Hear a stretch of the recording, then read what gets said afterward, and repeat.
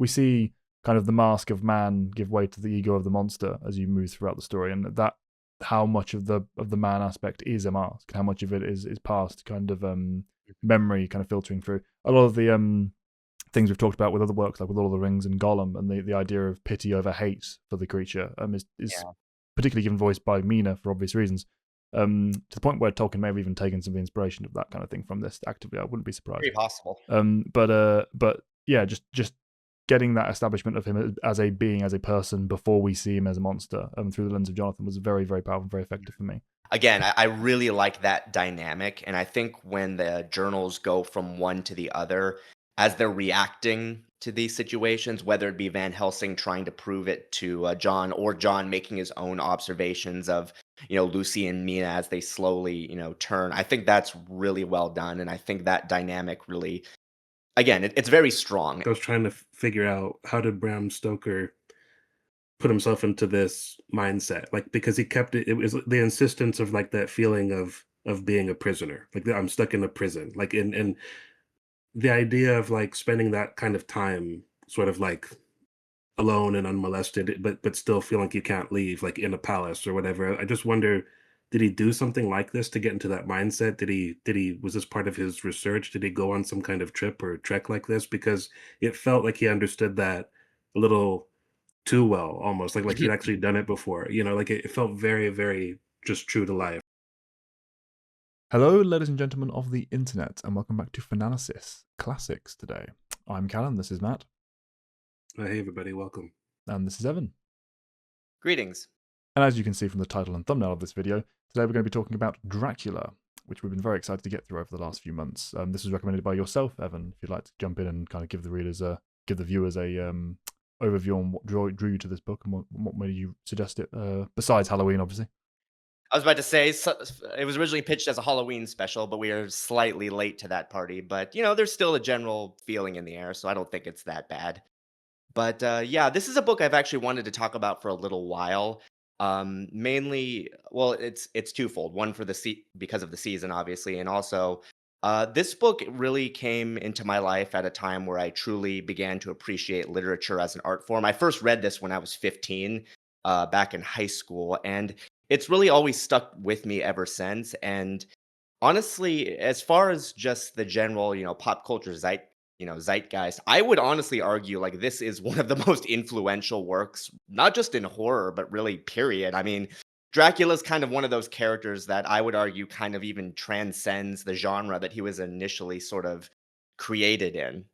He's sort of one of those characters that pretty much everyone has some idea about, even if they're not too familiar with the core story. So I really thought tackling this, core narrative would be an interesting, project for us, especially since it really stands out compared to a lot of other works at the time.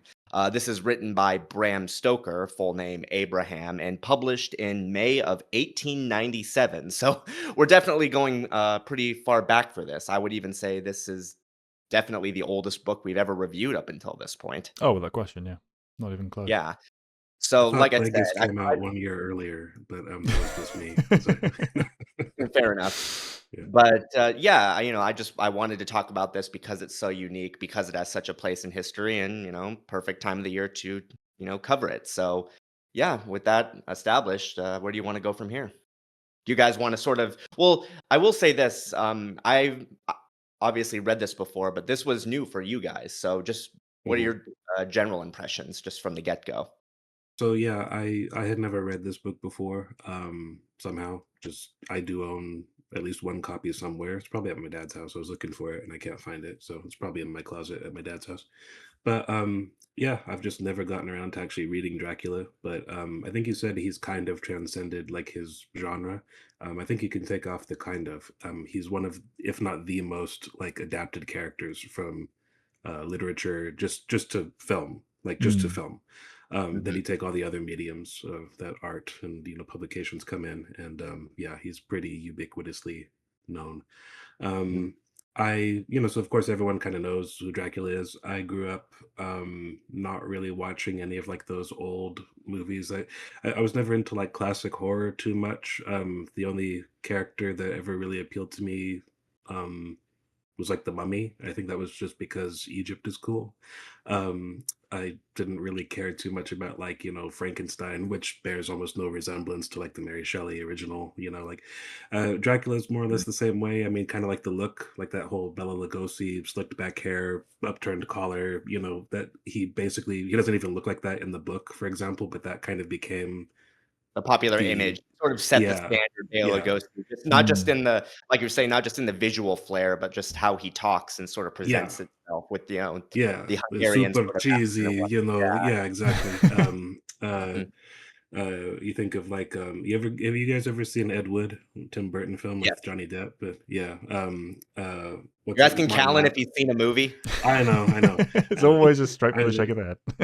you should watch that though. But it's like a comedy, Mm. but about like it's a sort of fantasized version of like the life of a real director who was Mhm. famous for making bad movies called Ed Wood. But he worked with Bela Lugosi like toward the end of his life, and so kind of like I don't know if you would call that sort of like a new lease on life, but that's what he was doing toward the end of his life, toward the end of his career. But anyway, Well, there's a great Lugosi's line in career there. is very interesting in and of itself. If you ever look it up sometime to anyone Yeah, watching it, his life story is kind of fascinating. yeah. Um, But there's that great scene where he's like doing the thing with his hands, the vampire thing, and mhm. Johnny Depp, who's playing Edward, is like, "How are you doing that?" He goes, "You must be Transylvanian," or what does he say? "You must be double jointed, and you must Something like be that, yeah. Hungarian," like, or something like that. It's like so like anyway. That's sort of that joke is kind of like that was my picture of Dracula for most of my life. Mhm. And the character, because he's been so adapted, has shown up in such like unserious Yeah. material. He's been so parodied. So never really took him seriously, until I saw the Gary Oldman performance in the ironically titled Bram Stoker's Dracula by Francis Ford Coppola, One of which the is, closest adaptations really as far as, like, book accuracy goes.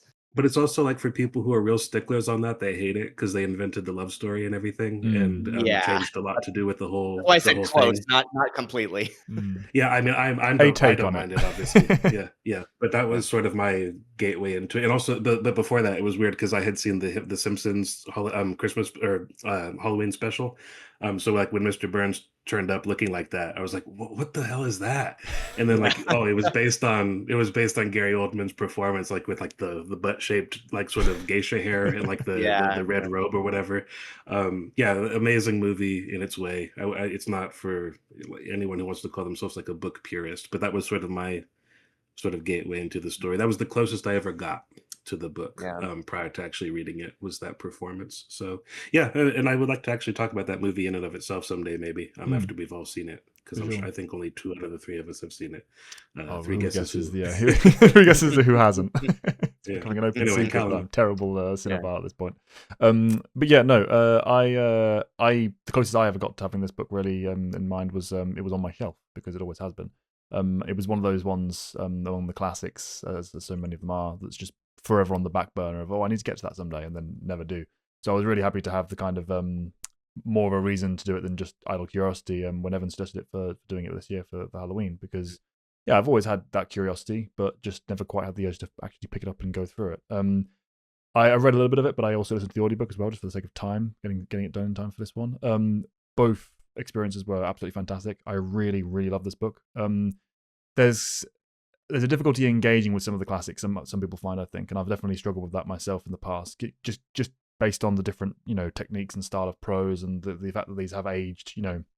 This was made, like you said, Evan, in 1897. This is a long time ago.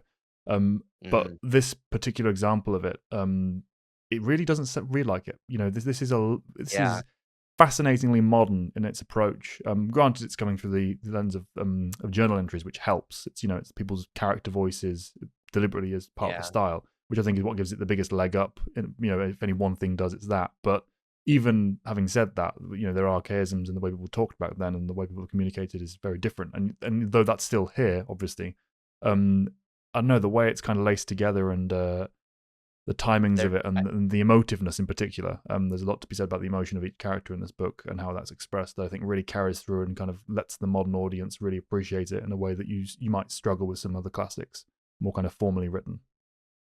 I completely agree. I mean, the way that it's structured, like I always sort of viewed this book, there's a purity to it in the way that it's structured and the way that it's presented. Even though the story is, I wouldn't describe it as a simple story, but it did very much lay the groundwork for so much to come. And I think, dang it all, I think that sort of pure essence of the journal entries and the way that it's all collected together. I agree with you very much.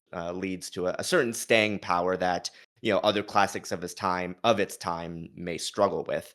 And to Callan's point, just to kind of put some more detail on that for anyone who hasn't read this book, it's not a succinct narrative. Like the book itself is intended to be a collection of journal entries from the various cast of characters as they experience this story and their encounters with Count Dracula as they come. So it's very unique in the way that it's put together for the time. Mhm. And even in modern sense, I mean, it's obviously been done before, but it's not a particularly popular method of conveying a Mhm. story even to this day. It's tricky to kind of get a solid sense of pace and urgency and real kind of capture the sense of the story you're trying to tell doing it this way. And so it's particularly with the lens of a Mhm. horror, which is of course massively helped by this approach in this instance. Yeah. It's tricky to pull off and very impressive for kind of being done straight out the gate as one of the classics. It's W almost like obviously it's not footage, but it's like, and if you think of like a found footage film, Mm. that's kind of what this is in its own way, because it's a stitch together of various people's first person perspectives. And whether you're a fan of the found footage genre or not, I mean, I think that I personally think that genre is very hit and miss, but because of that perspective, you really grasp the sense of characterization for each of the cast, and the fact that the writing style too differs from person to person, even though the actual language is all succinct. Like there are Yeah. various instances where Dr. Van Helsing makes references to either slang or just certain terms that the other cast use, but he's not familiar with because it's not common in his part of the world. And because of that, that way of writing really shines through, not just because it's tells you that, oh, this is from this journal, this is from this diary. It's like, no, like even if you take that away and you see the way that they write, you can tell instantly which person is conveying this messaging.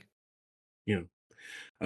It's interesting because I think that none of us feel this way, but I have heard some people say that they think that the opening of the book kind of drags a bit. I think that we all liked Mm. it well enough. Yeah, no, I absolutely loved But it. Yeah, I can understand why yeah, people some so people think that, but no, definitely didn't apply to me. I thought it was yeah, really yeah, really well handled.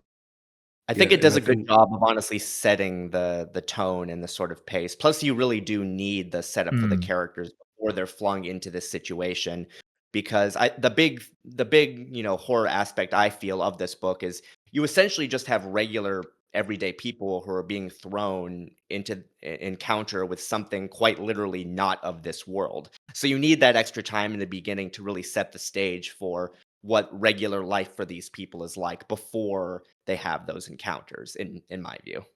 I wanted to mention something that I don't know why it occurs to me to bring it up here, but it feels kind of unique in that this is kind of a standout, and that I genuinely don't know what we all got out of it. Usually, we're friends coming together to talk about things we've known about for several years. We can kind of guess how the other person feels, or they had an idea of what they were looking for going in. The fact that it is horror, and we've kind of talked about that.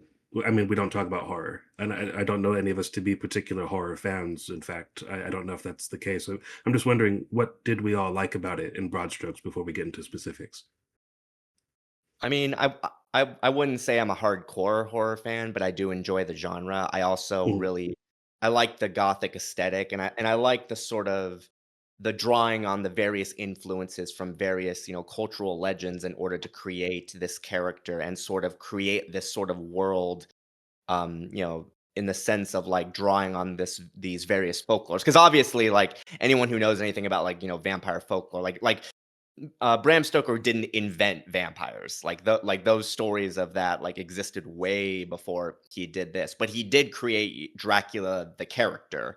And by doing so, he drew on all of these cultural influences. And I really liked how it all sort of comes together in a way that you can see what he was inspired by, and you can see what he was sort of trying to say, but at the same time, he adds his own unique flair, which, makes it stand out all the more. And also, I really appreciate this book just for the setting. Like, it does a really good job of, like, making you feel like each sort of, narrative and each city and each sort of location has its own unique sort of energy to it that really adds to the sort of gothic sort of horror that it's really trying to land, particularly in the latter portions. Mhm, mhm. Well, Colin, you had mentioned something also about, like, I think you used the word urgency and the Mm, difficulty in trying to convey that, in a story like this for some people.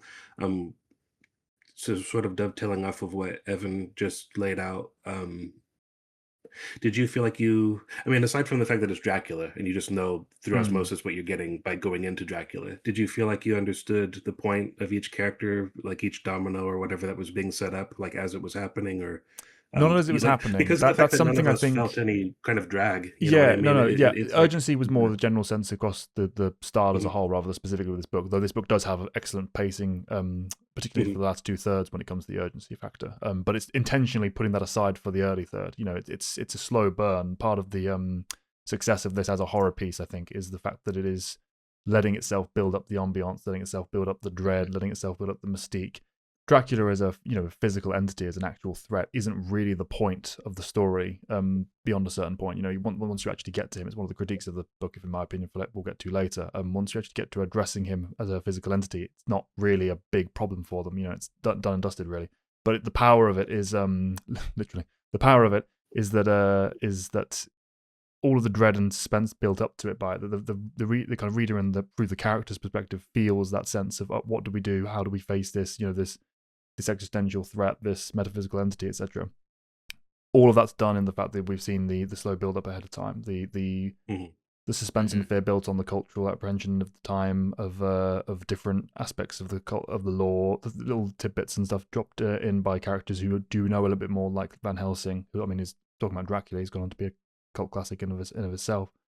I mean, as you guys mentioned, I'm not particularly a horror fan in terms of as a genre. When it's most successful for me is when it's living in the kind of intellectual space. You're seeing it through the struggle against it, rather than the sheer horrifying aspects of it in isolation.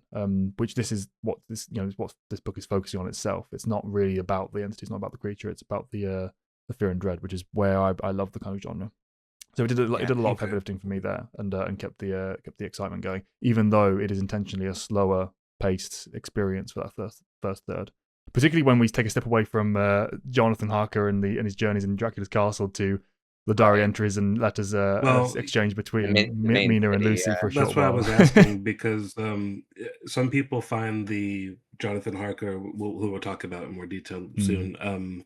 Some people find him going through the castle itself a bit of a slog, which I think that that's some of the better stuff in the book. mm, It's also in the Coppola movie. It's my favorite stuff. It has a much stronger first half as a film when it's just him in mhm, Dracula's castle than when everybody else gets involved. And that's the other criticism of the book itself from not myself necessarily. I'm still thinking about it, but it's commonly said that this book is kind of overstuffed with too many characters. And it's not so much that there's too many characters. It's more just like the quality of a few of them. I wonder if they're a little bit lesser or if they sometimes feel a little There's extraneous definitely an compared to imbalance some of to the it. others. Some have a lot more to Yeah. contribute than others, and for a lot longer than others. Yeah. Quincy is Right. probably the one who suffers the most from that. I think he does two or Hmm. three substantial Hmm. things, but at the Yep. same time, the engagement with the character is good from the fact that they get getting across quite emotively, quite strongly. You get a sense of who they are. Mhm. It's very clear, at least to me in my mind, Bram Stoker had not met a Quincy in his life, and was drawing a lot on stereotypes to kind of Yeah, actualize it. But with that in mind, I think he did a reasonable job of carrying it through. Um, but yeah, I don't think overstuffed is the right word. I can see why some people would think so. I think it's just because a few of the core characters do so much and have such that heavy presence that some of the other outer ones you feel like, well, they could probably have been shaved away a bit in the editing stage. But I don't with the exception of possibly one character I would have made a bit more integrated on the plot level, which we'll talk about later. I don't think that any of these people should have been cut, really. Just maybe Okay. reworked slightly. Um, I think I just wanted to kind of like maybe paint a picture of what we got out of it before we got into like the nitty gritty of everything, because it's a rare instance in which I don't actually know that without talking to you guys about Mm, it live. You know, usually we kind of have an idea of that. Um, Mhm. I agree with what you were saying a while ago about how I don't know what word you used exactly, but how accessible it is. You know, Mm. like to me, the use of language here.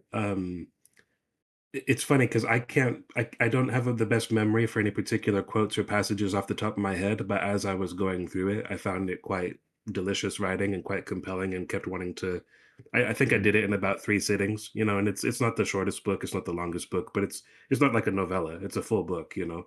Hmm. So, you know, 2 or 3 sittings is you know, they're pretty long sits, but they kind of flew by because the language was just that compelling. And at the Mm. same time, it was written before somebody like Tolkien was writing, you know, and I find his use of language because he's going back to a more mythic time with it Mm. a little bit more impermeable. You know, this is more just much easier to just sit and understand, you know, like whether or not you're enjoying it. I think it's got that accessibility quality to it.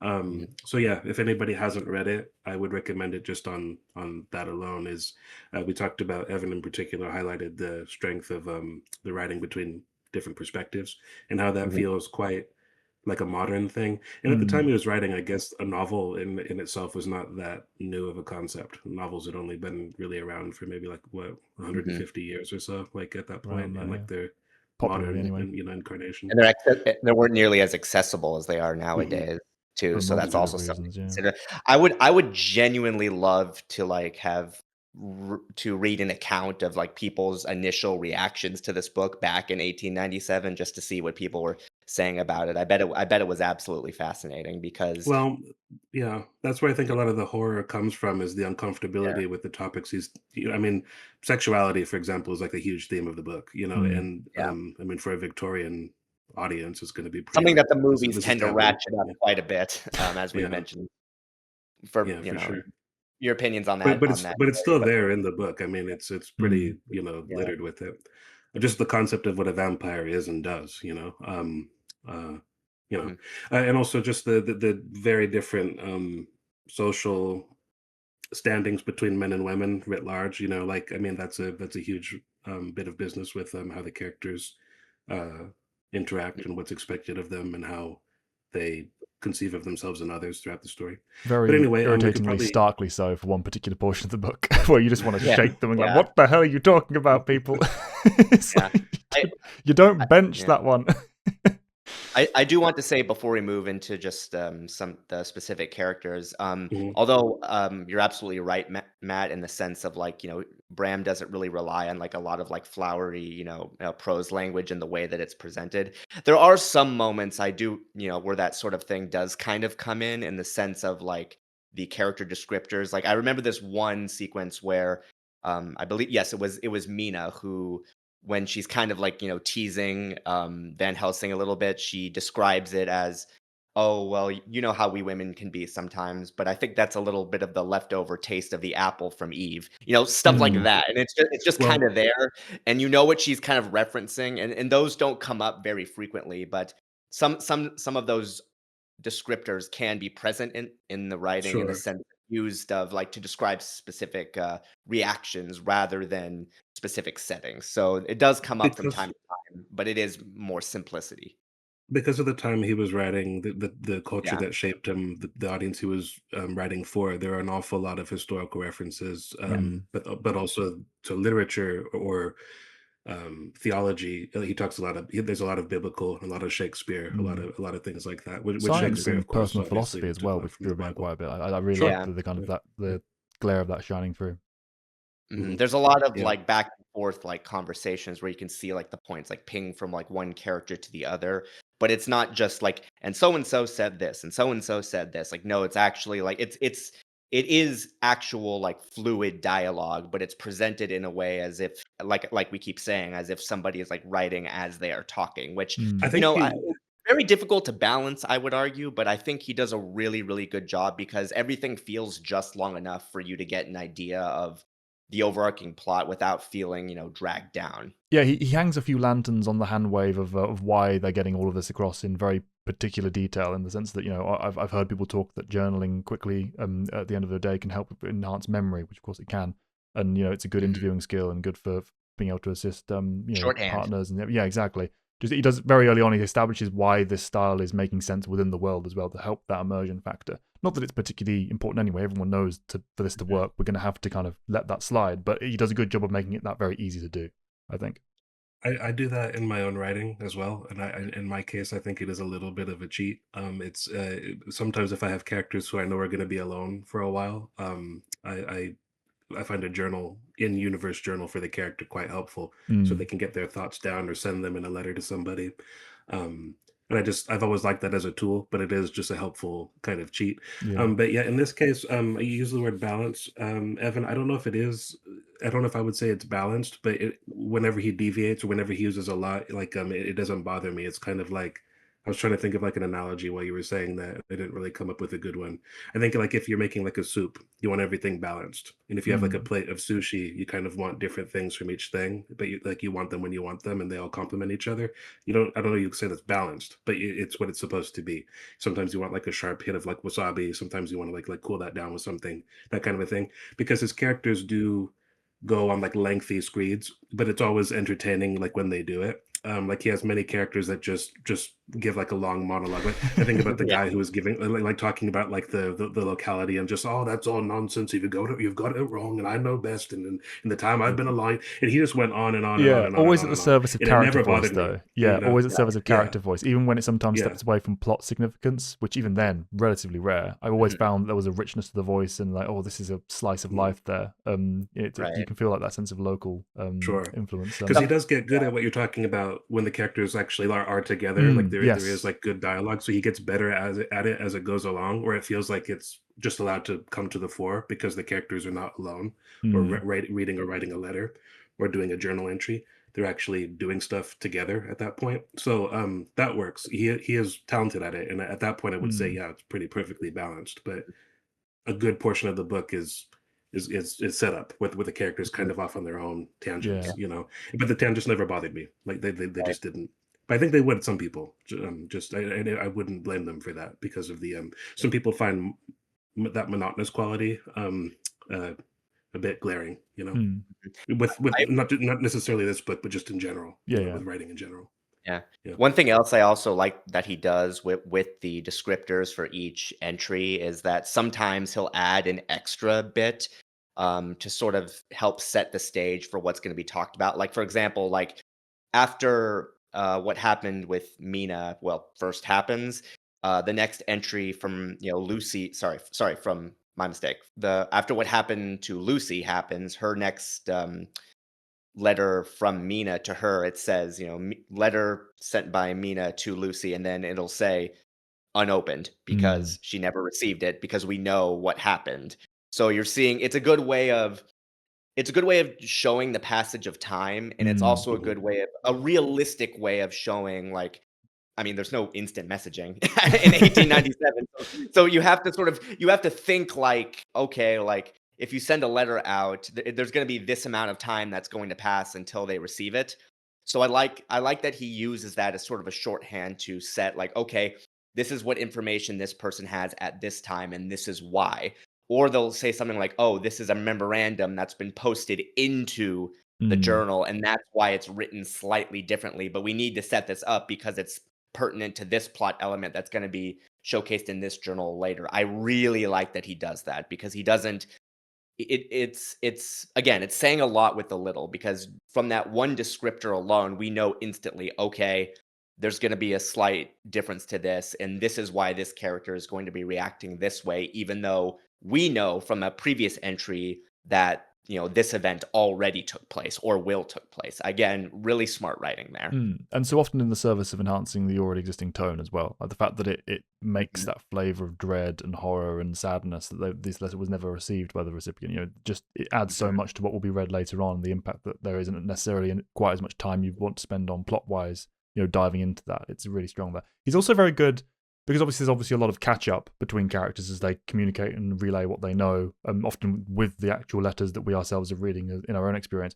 He's also very good at adding in when multiple perspectives overlap slightly. He'll add a little extra tidbit or two, so that even though most of it is retread from another character's voice, you get that extra bit of information to kind of add to it to help justify why you've gone over that ground. The few times that ground is even needed to be gone over twice anyway. It was always very effective for me there. I think there was one part of the book where I think that it could have done with a little bit of truncation, and that was with the proving of the condition of Lucy to the suitors, and before the Fellowship kind of got together and they were getting ready to go on and take these. Van Helsing's kind of need to ironclad prove it to the people. That there was a lot of overlap there, and a lot of retreading and a lot of reinforcing, and there's a struggle. And obviously that reflects real life in the sense that these people would struggle to believe what they're seeing here, even with the evidence of their own eyes. And with the time being what it was, and the fact that empiricism and everything was on the rise, and the fact that people were starting to lean into the scientific methods and stuff as a more common thing, particularly within the professional fields that these characters work with them. It's important to capture that in the book. I think that's something that was a kind of a flavor of the time quite effectively. Same thing could be said on the medical field with all the slightly problematic, but also quite new trends. John Stewart is really the kind of like focal point of that, because he's very much in the middle between Van Helsing and the rest of the cast. Exactly. Understandably, given his profession and by the fact that he's studied under him. Very effective one as well, because even though this section slogged for me, he's a perfect like halfway point. But first of all, justification for why Helsing's even here, but also just that kind of the stepping point between the layman and the expert within the character roster. I thought it was a very effective choice having him around where they did. I don't know that much about Bram Stoker's personal life, but I think he was just fascinated by a lot of this material, like, or you know what I mean, just in his own life, which is why he couldn't probably resist just putting like tackling the same kind of subject matter from different vantage points. Like it feels like it was fascinating to him. I'm sure that it is fascinating to quite a few people. Personally, Seward is one of my favorite characters to read. Likewise. But so it's not hard for me to imagine that a lot of people, especially at the time, but ever since, like would have like really gotten a lot out of that segment, despite how arguably bloated it is. But also, it probably didn't feel that way at the time. The different standards for novels and everything. Oh no, absolutely, absolutely. Yeah. That's something I want to make a point about as well. All criticisms of this book pretty much are coming from that modern perspective, where we've had a literal century of time to kind of develop the kind of nuance and etiquette of fiction. This was coming at a much earlier phase, and is decades beyond most of its contemporaries for what it's achieving in terms of that modern sensibility. So any criticism is like the tiniest sprinkling of salt here. It's just, I think that's where I think there's most justification on an objective level, saying that this is where it kind of could have done with a bit of trimming here and there. But even so, it's hardly a substantial criticism. And even with that flaw, I love the sequence, so it's effective regardless. So somewhat of a silly question, but I think it is worth asking. Were there any points in this book that you guys genuinely found kind of creepy? Yeah. Yes. But it's to be honest, it's stuff that I already knew to expect, because Dracula's Dracula. He's everywhere. I had seen the Coppola movie. I knew about the I think it's almost, well, I won't say it's everyone's favorite. I think one of the most commonly attributed, this is my favorite part of the book, is the voyage, like on the Demeter, which they made a movie out of, which I personally found very uneven. Just a couple of years ago, like a handful of years ago, that came out, and it wasn't terrible, but it wasn't great. I don't think it really lived up to its promise. It had like a really good cast, so I was expecting more from it. Also, one of my favorite composers, Bear McCreary, did the music, and I can't really recall too much of the music. All right. But yeah, among many other things, but Battlestar is still like his magnum opus, which is like the beginning of his career. He probably didn't want to hear that because he was like 20 years old when he was doing it. Yeah. But at the same time, I think he's fiercely proud of it, and rightly so. But yeah, that was really creepy, even though I knew exactly what was happening.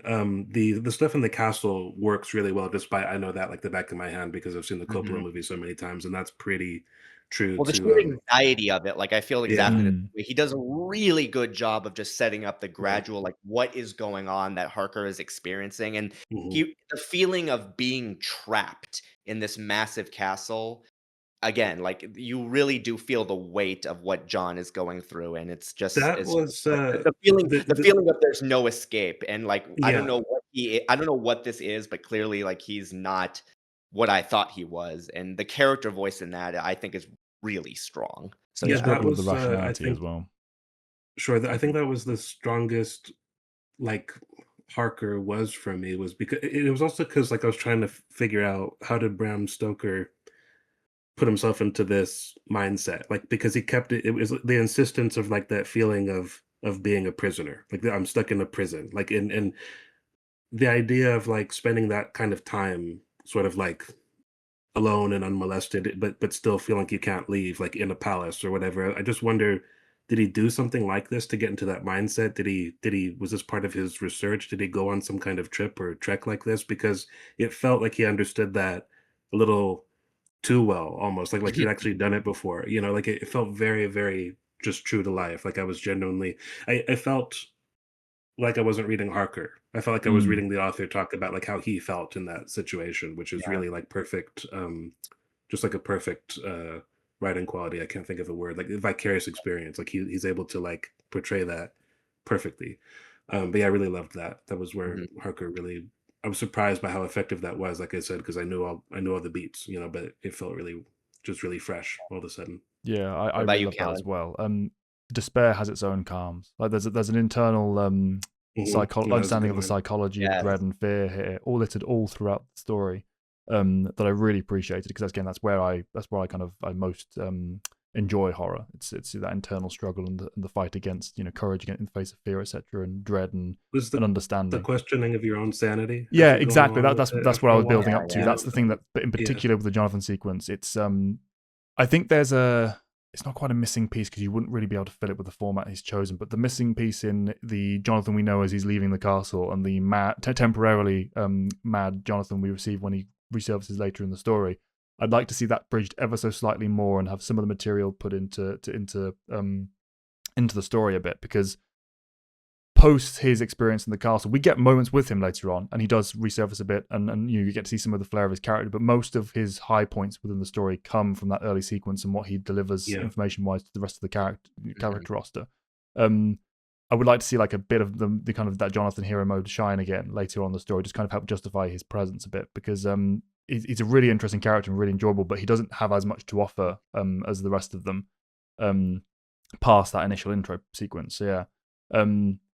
But that dread and that horror aspect is what really drew me to the kind of emotion behind the threat of everything going on in the story. The characters are feeling under threat for a very good reason, but it's not the physical in the moment action threat. Once they understand it, they can fight it. That's the power of Helsing and the power of there's a strong sense of fellowship between these comrades by Mhm. the portion of Yeah. the story where they're actually trying to take on this threat. So Yeah. that physical aspect, the dread is needed to make it work, and I think that's the most enjoyable part for me because it does work. You do feel even when they understand the problem and what they need to solve it.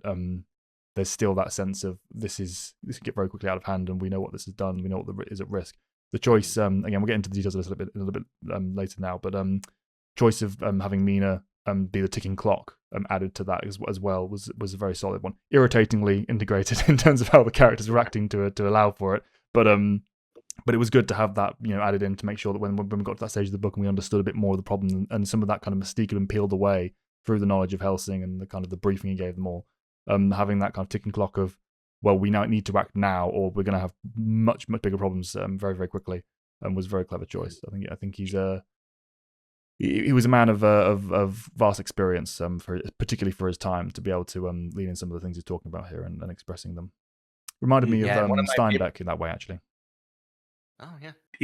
Yeah. Steinbeck was like a roving like encyclopedia in his head, able Mm. to write from so many different perspectives. Particularly But with I'd like to character talk about some of psychology. Mm. his books Yeah, another yeah. time. I would love that. Absolutely. Yeah, for sure. So do we? So do Evan, we kinda, what parts did you find most creepy?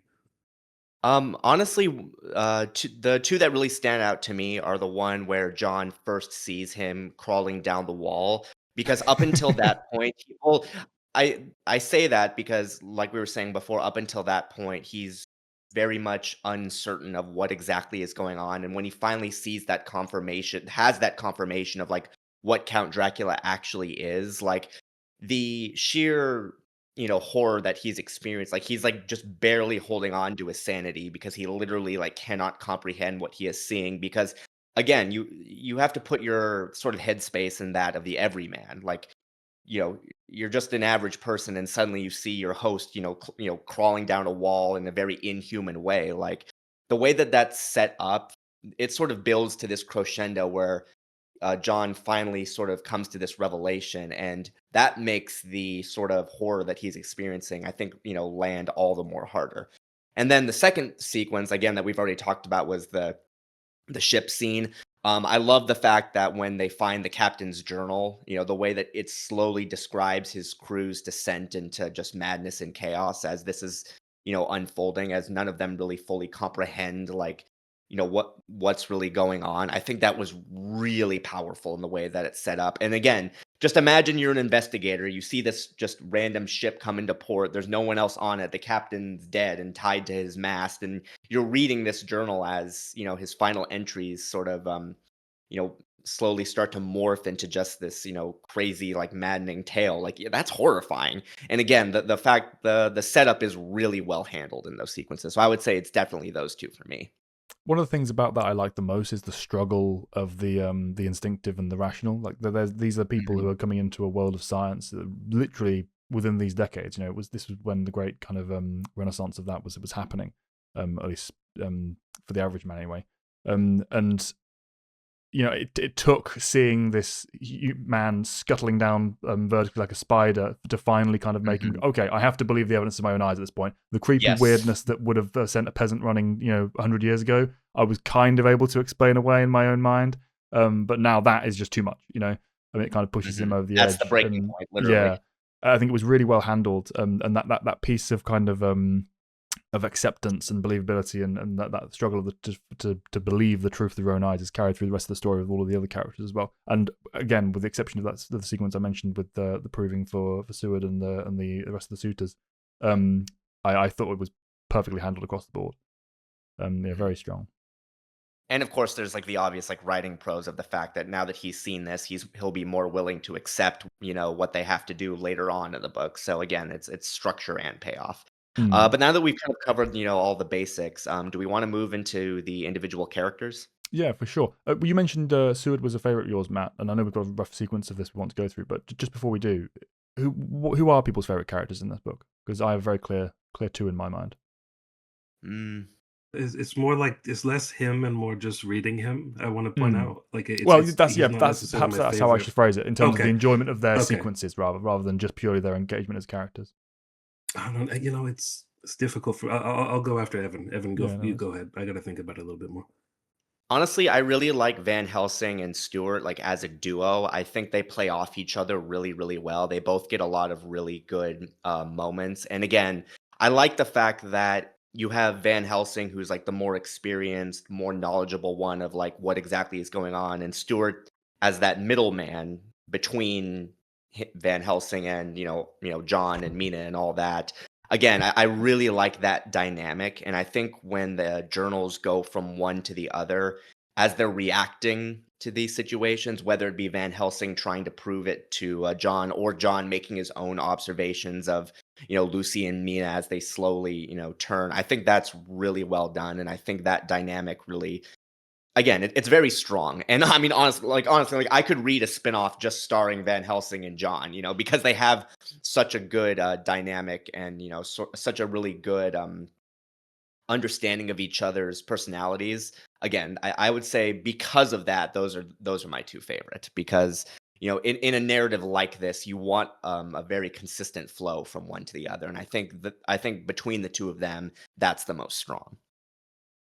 I will say we're going to move into a discussion of the characters proper soon, right? So maybe I'll just hold on. I'll talk about Harker a little bit later. I really liked him. I found him especially refreshing because in the movie I'm most familiar with, he's played by Keanu Reeves. Disaster, just disastrous casting. Not the casting I would have chosen. As much as I like Keanu Reeves in general. Not one of his best roles. Everyone likes Keanu Reeves. Nobody pretends he's an amazing thespian actor or whatever. And he's opposite Gary Oldman. I mean, it's night and day. The quintessential thespian actor, pretty much. Yeah, just terrible. Yeah, So Harker was a character I came in just with a renewed sense of appreciation for, because I always knew that there was more to the character than what Keanu was bringing, but at the same time, I was surprised by the quality of it at the same time. But yeah, I mean, I think Seward. We'll talk about. He's a little bit down on our list, so I'll just preface it to say that the reason why I think he's one of my favorites is mainly because as a what's the word? It's like a fancy French word, like milieu. Like I enjoyed the story. I enjoyed his setting. I enjoyed the world he worked within. I enjoyed the way in which his character was heavily flawed as well. It was just like he had a satisfying voice to read. I liked the procedure that he was going through. I liked the obsession that he had about it, and just the fact that he was examining weirdos like Renfield, Yeah. which we'll talk about it later. It was all that stuff which feels kind of ancillary to the story in many ways. It's packed into most of the best adaptations for a reason. People find that Mm. fascinating and macabre and memorable. A lot of it's taken directly from the book, like the eating of birds and all the Mm. rest of it, the flies. Um, it was one of my favorite casting choices in the Coppola movie. Was I think the actor's name was Tom Waits, and he was just delightfully insane.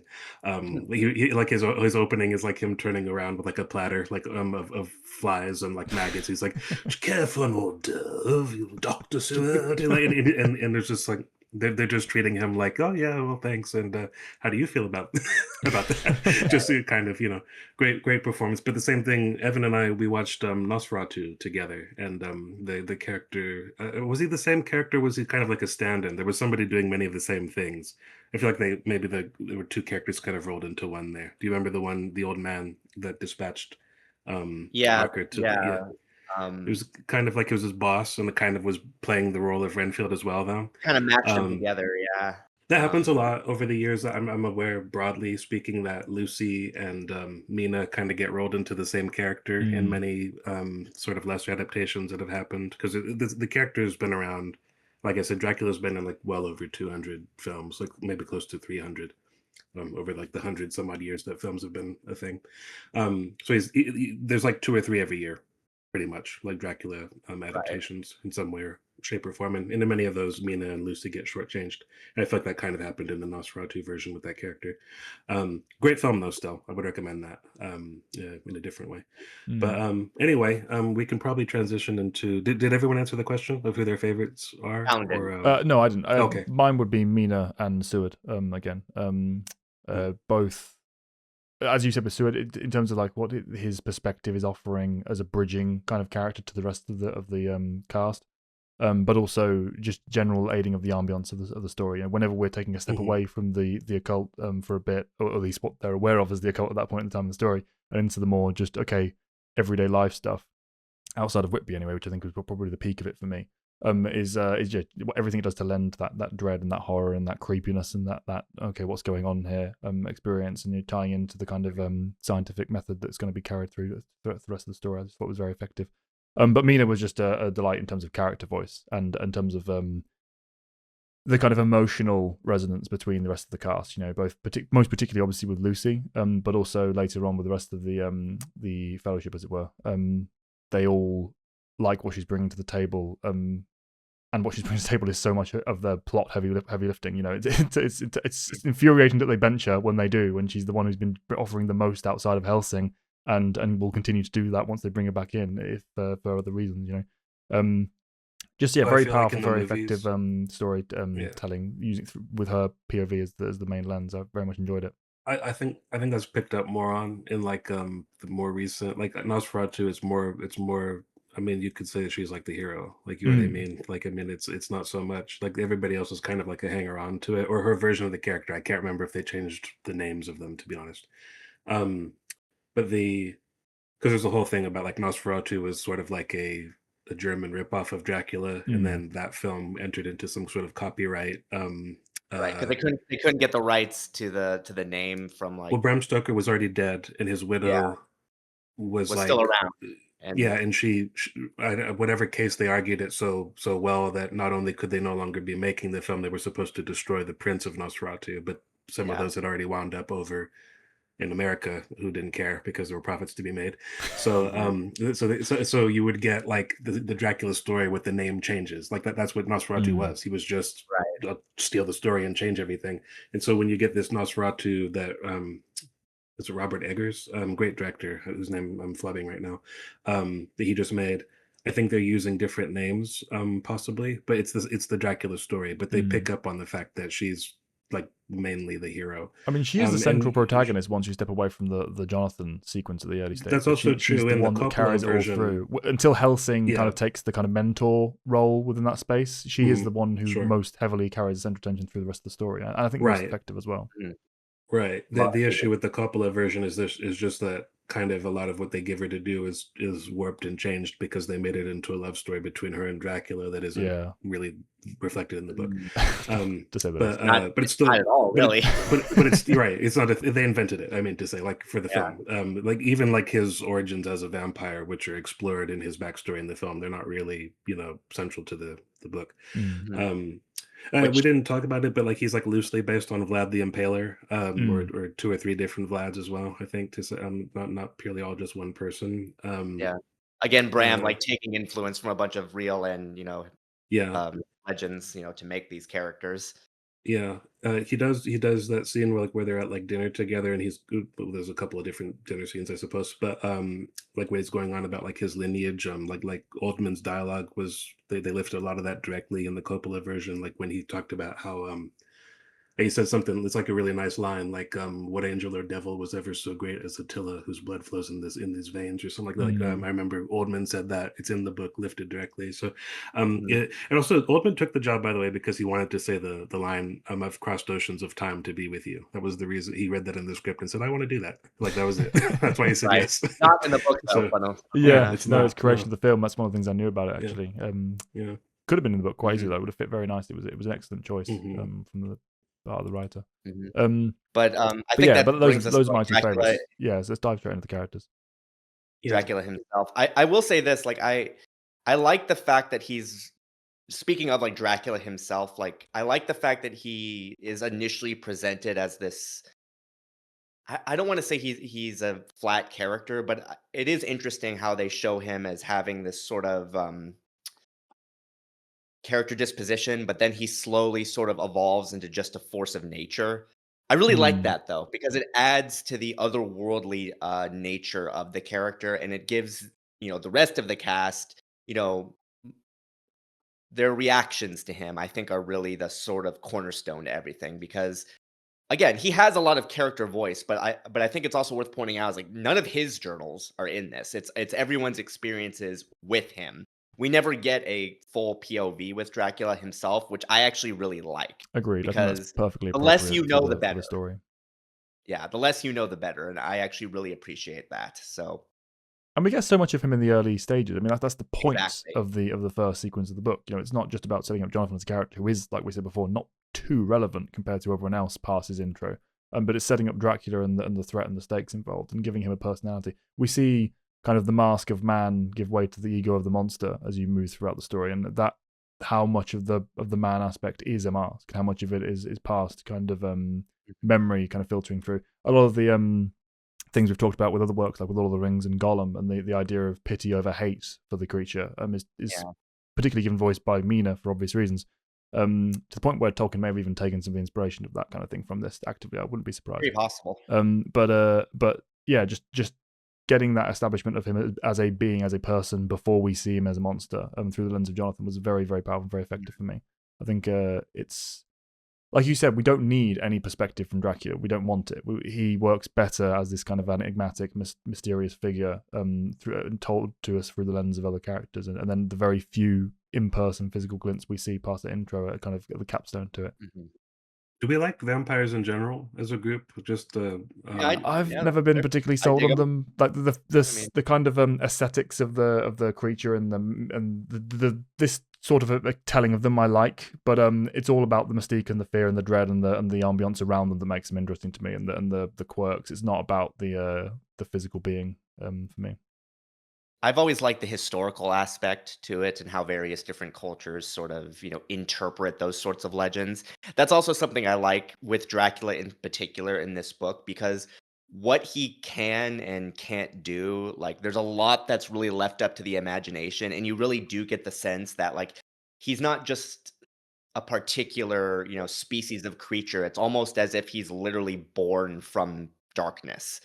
And again, it really helps set the stage for again, this I know I've said this multiple times, but, he really does feel like something completely removed from the world in which these characters, live and breathe in, from the day to day. Like, it's not just like sucking people's blood and, climbing on walls. Like, he can control animals, he could, move mist around.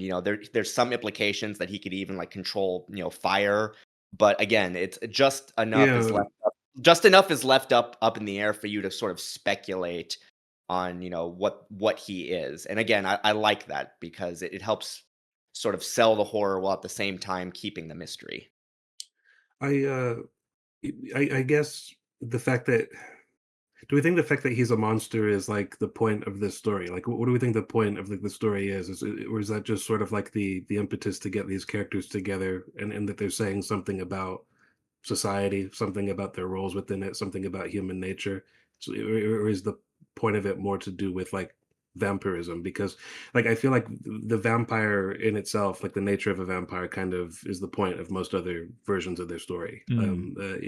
In this, I mean, you even talk about the magic almost feels a little bit aimless, which isn't necessarily a problem. I mean, it can be quite weird when you just see it. I mean, like you mentioned the fire. There was a whole thing about like blue fire showing where like buried treasure had happened. Like Yeah. that doesn't really Just giving that early matter. indication Like of supernatural, not much Might be it else. might be a yeah, very obscure reference to something, but Mm. it's just kind of like, why is it in there? Like it's something that made it into the Coppola version, for example. But again, like why, to what end? It's not really like plot relevant. Mhm. It's just kind of there.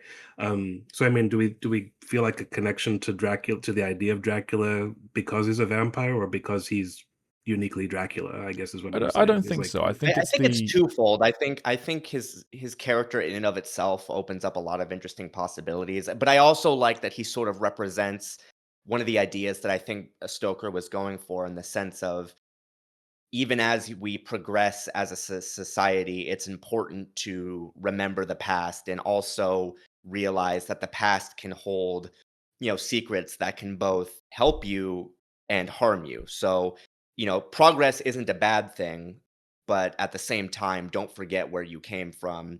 And, there is power in legends, there is power in stories, there is power in history. That's one of the big themes that I really got from it. And, even Van Helsing himself kind of speaks to that, in a lot of his dialogue with John.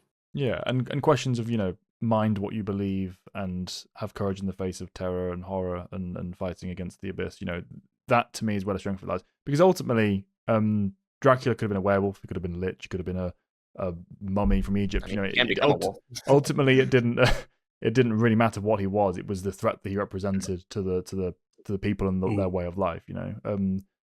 I think that the story would have remained essentially the same if it had just been a different entity that they were fighting. Mhm. It's the people and the rest of the characters working against him as a force that lends the story the most strength, in my opinion.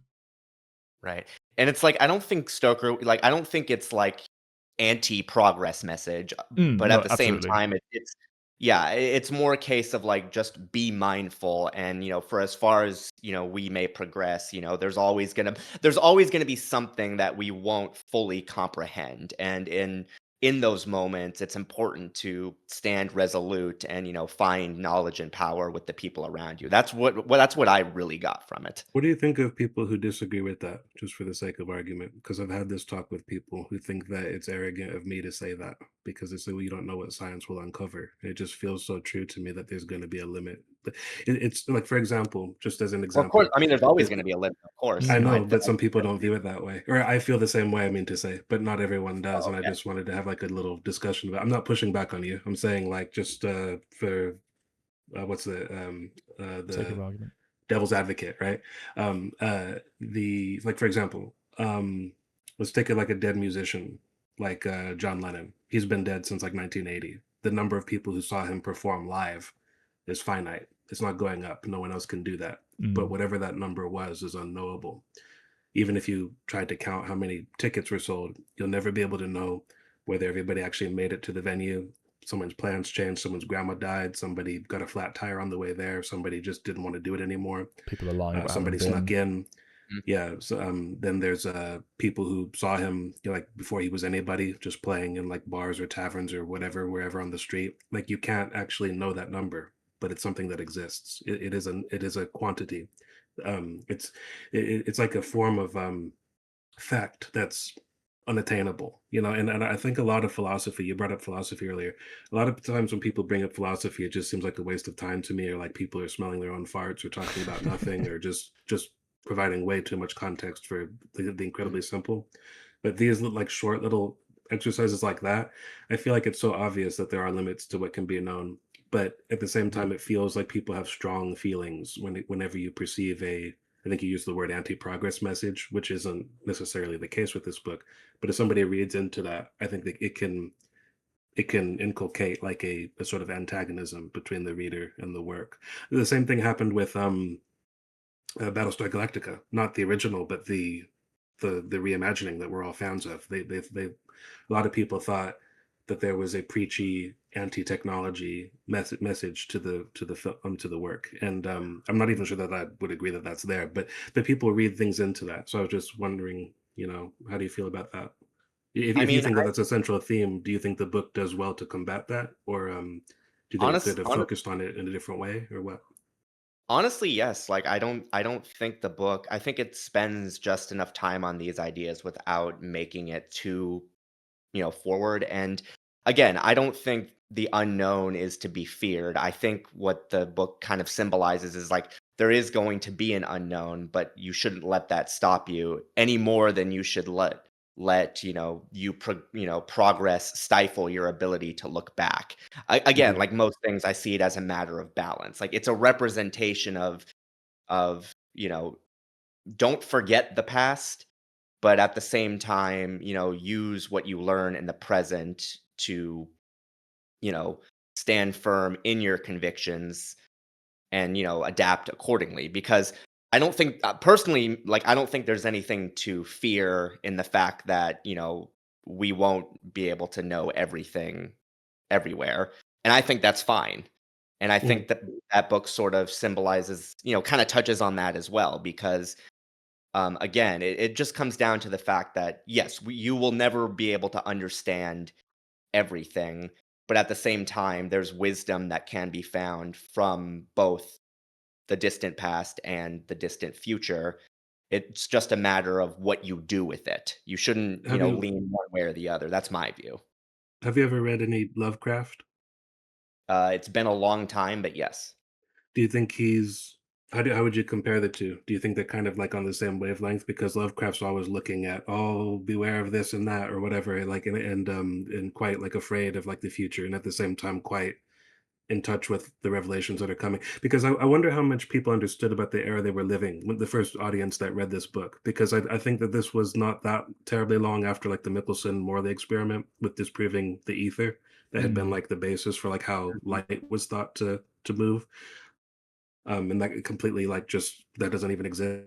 Your whole theory is wrong. You're like, and it's when you think about how it's not that far off from like Einstein, revolutionizing like our understanding of pretty much everything.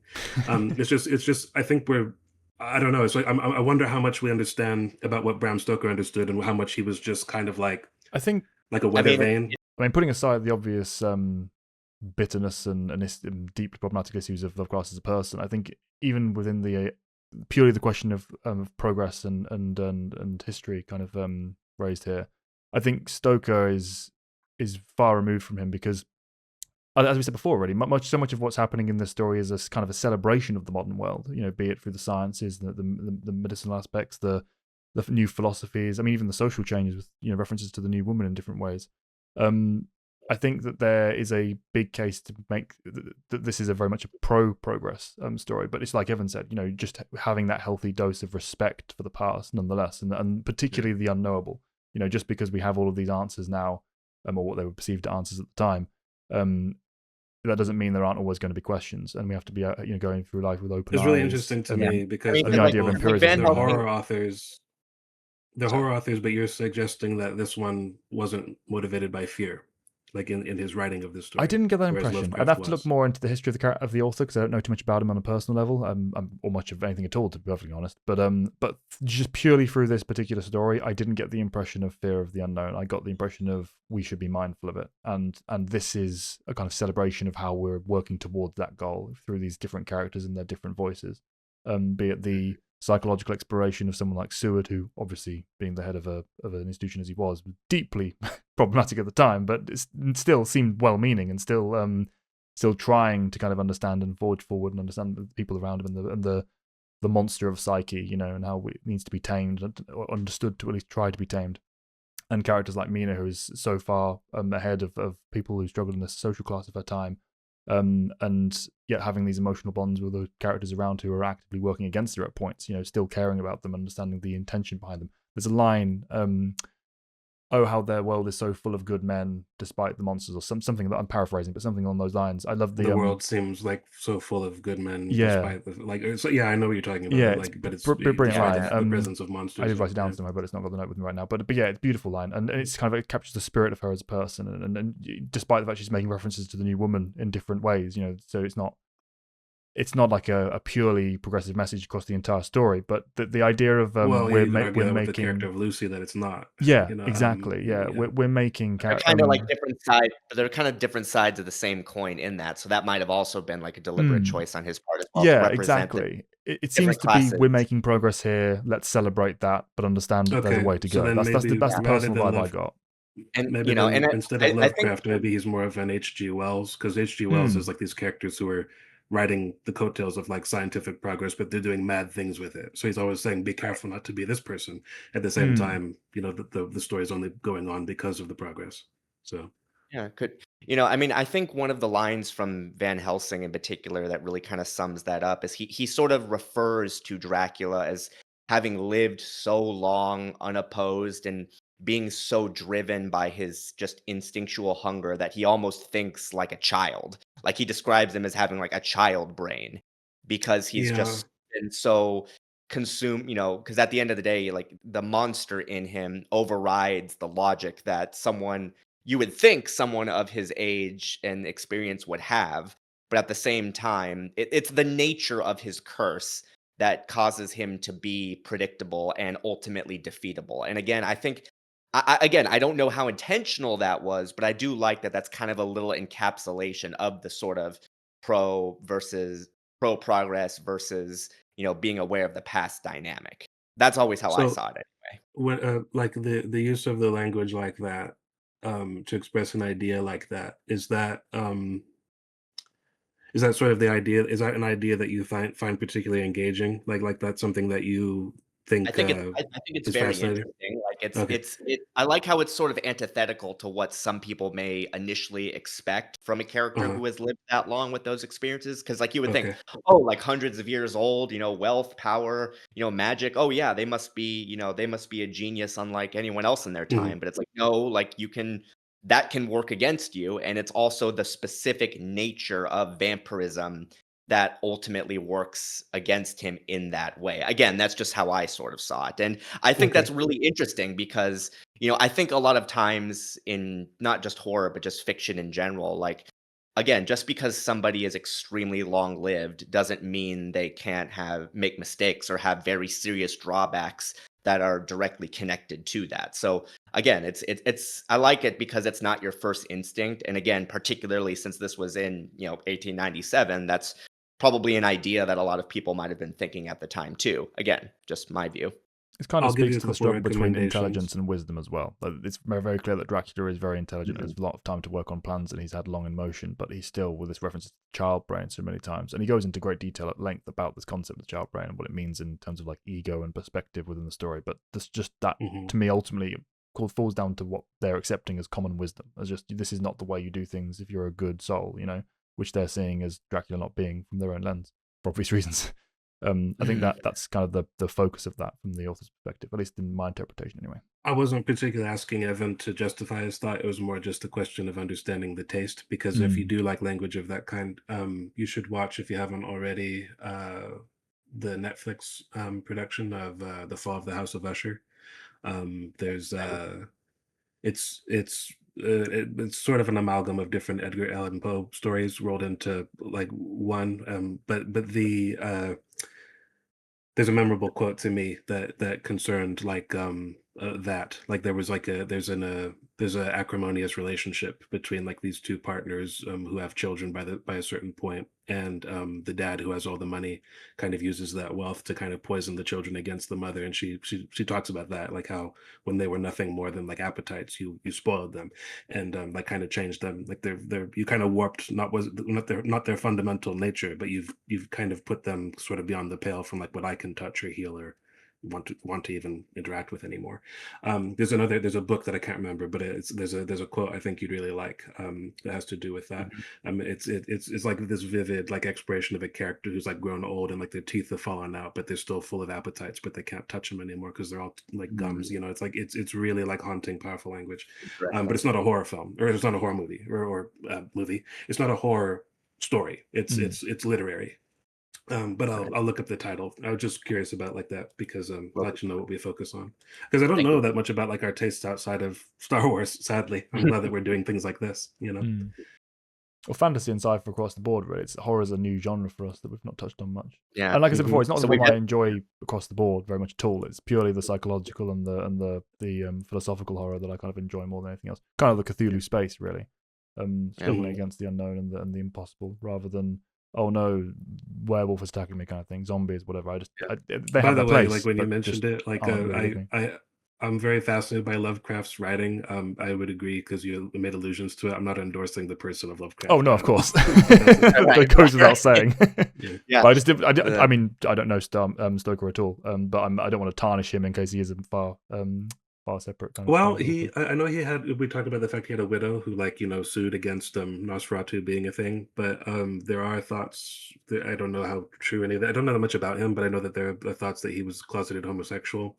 That's obviously um, sexuality is part of just vampirism, Based and on some of Dracula in the allusions particular. between Yeah. Mina and Lucy at times, who seem to be the strongest Hmm. connecting characters in the story, I wouldn't be There's surprised at that. there, But yeah. there's some of that, but there's also like when Dracula wants to prevent his concubines or wives or brides or whatever, however they were phrased, from like going after Harker, he calls him he's mine.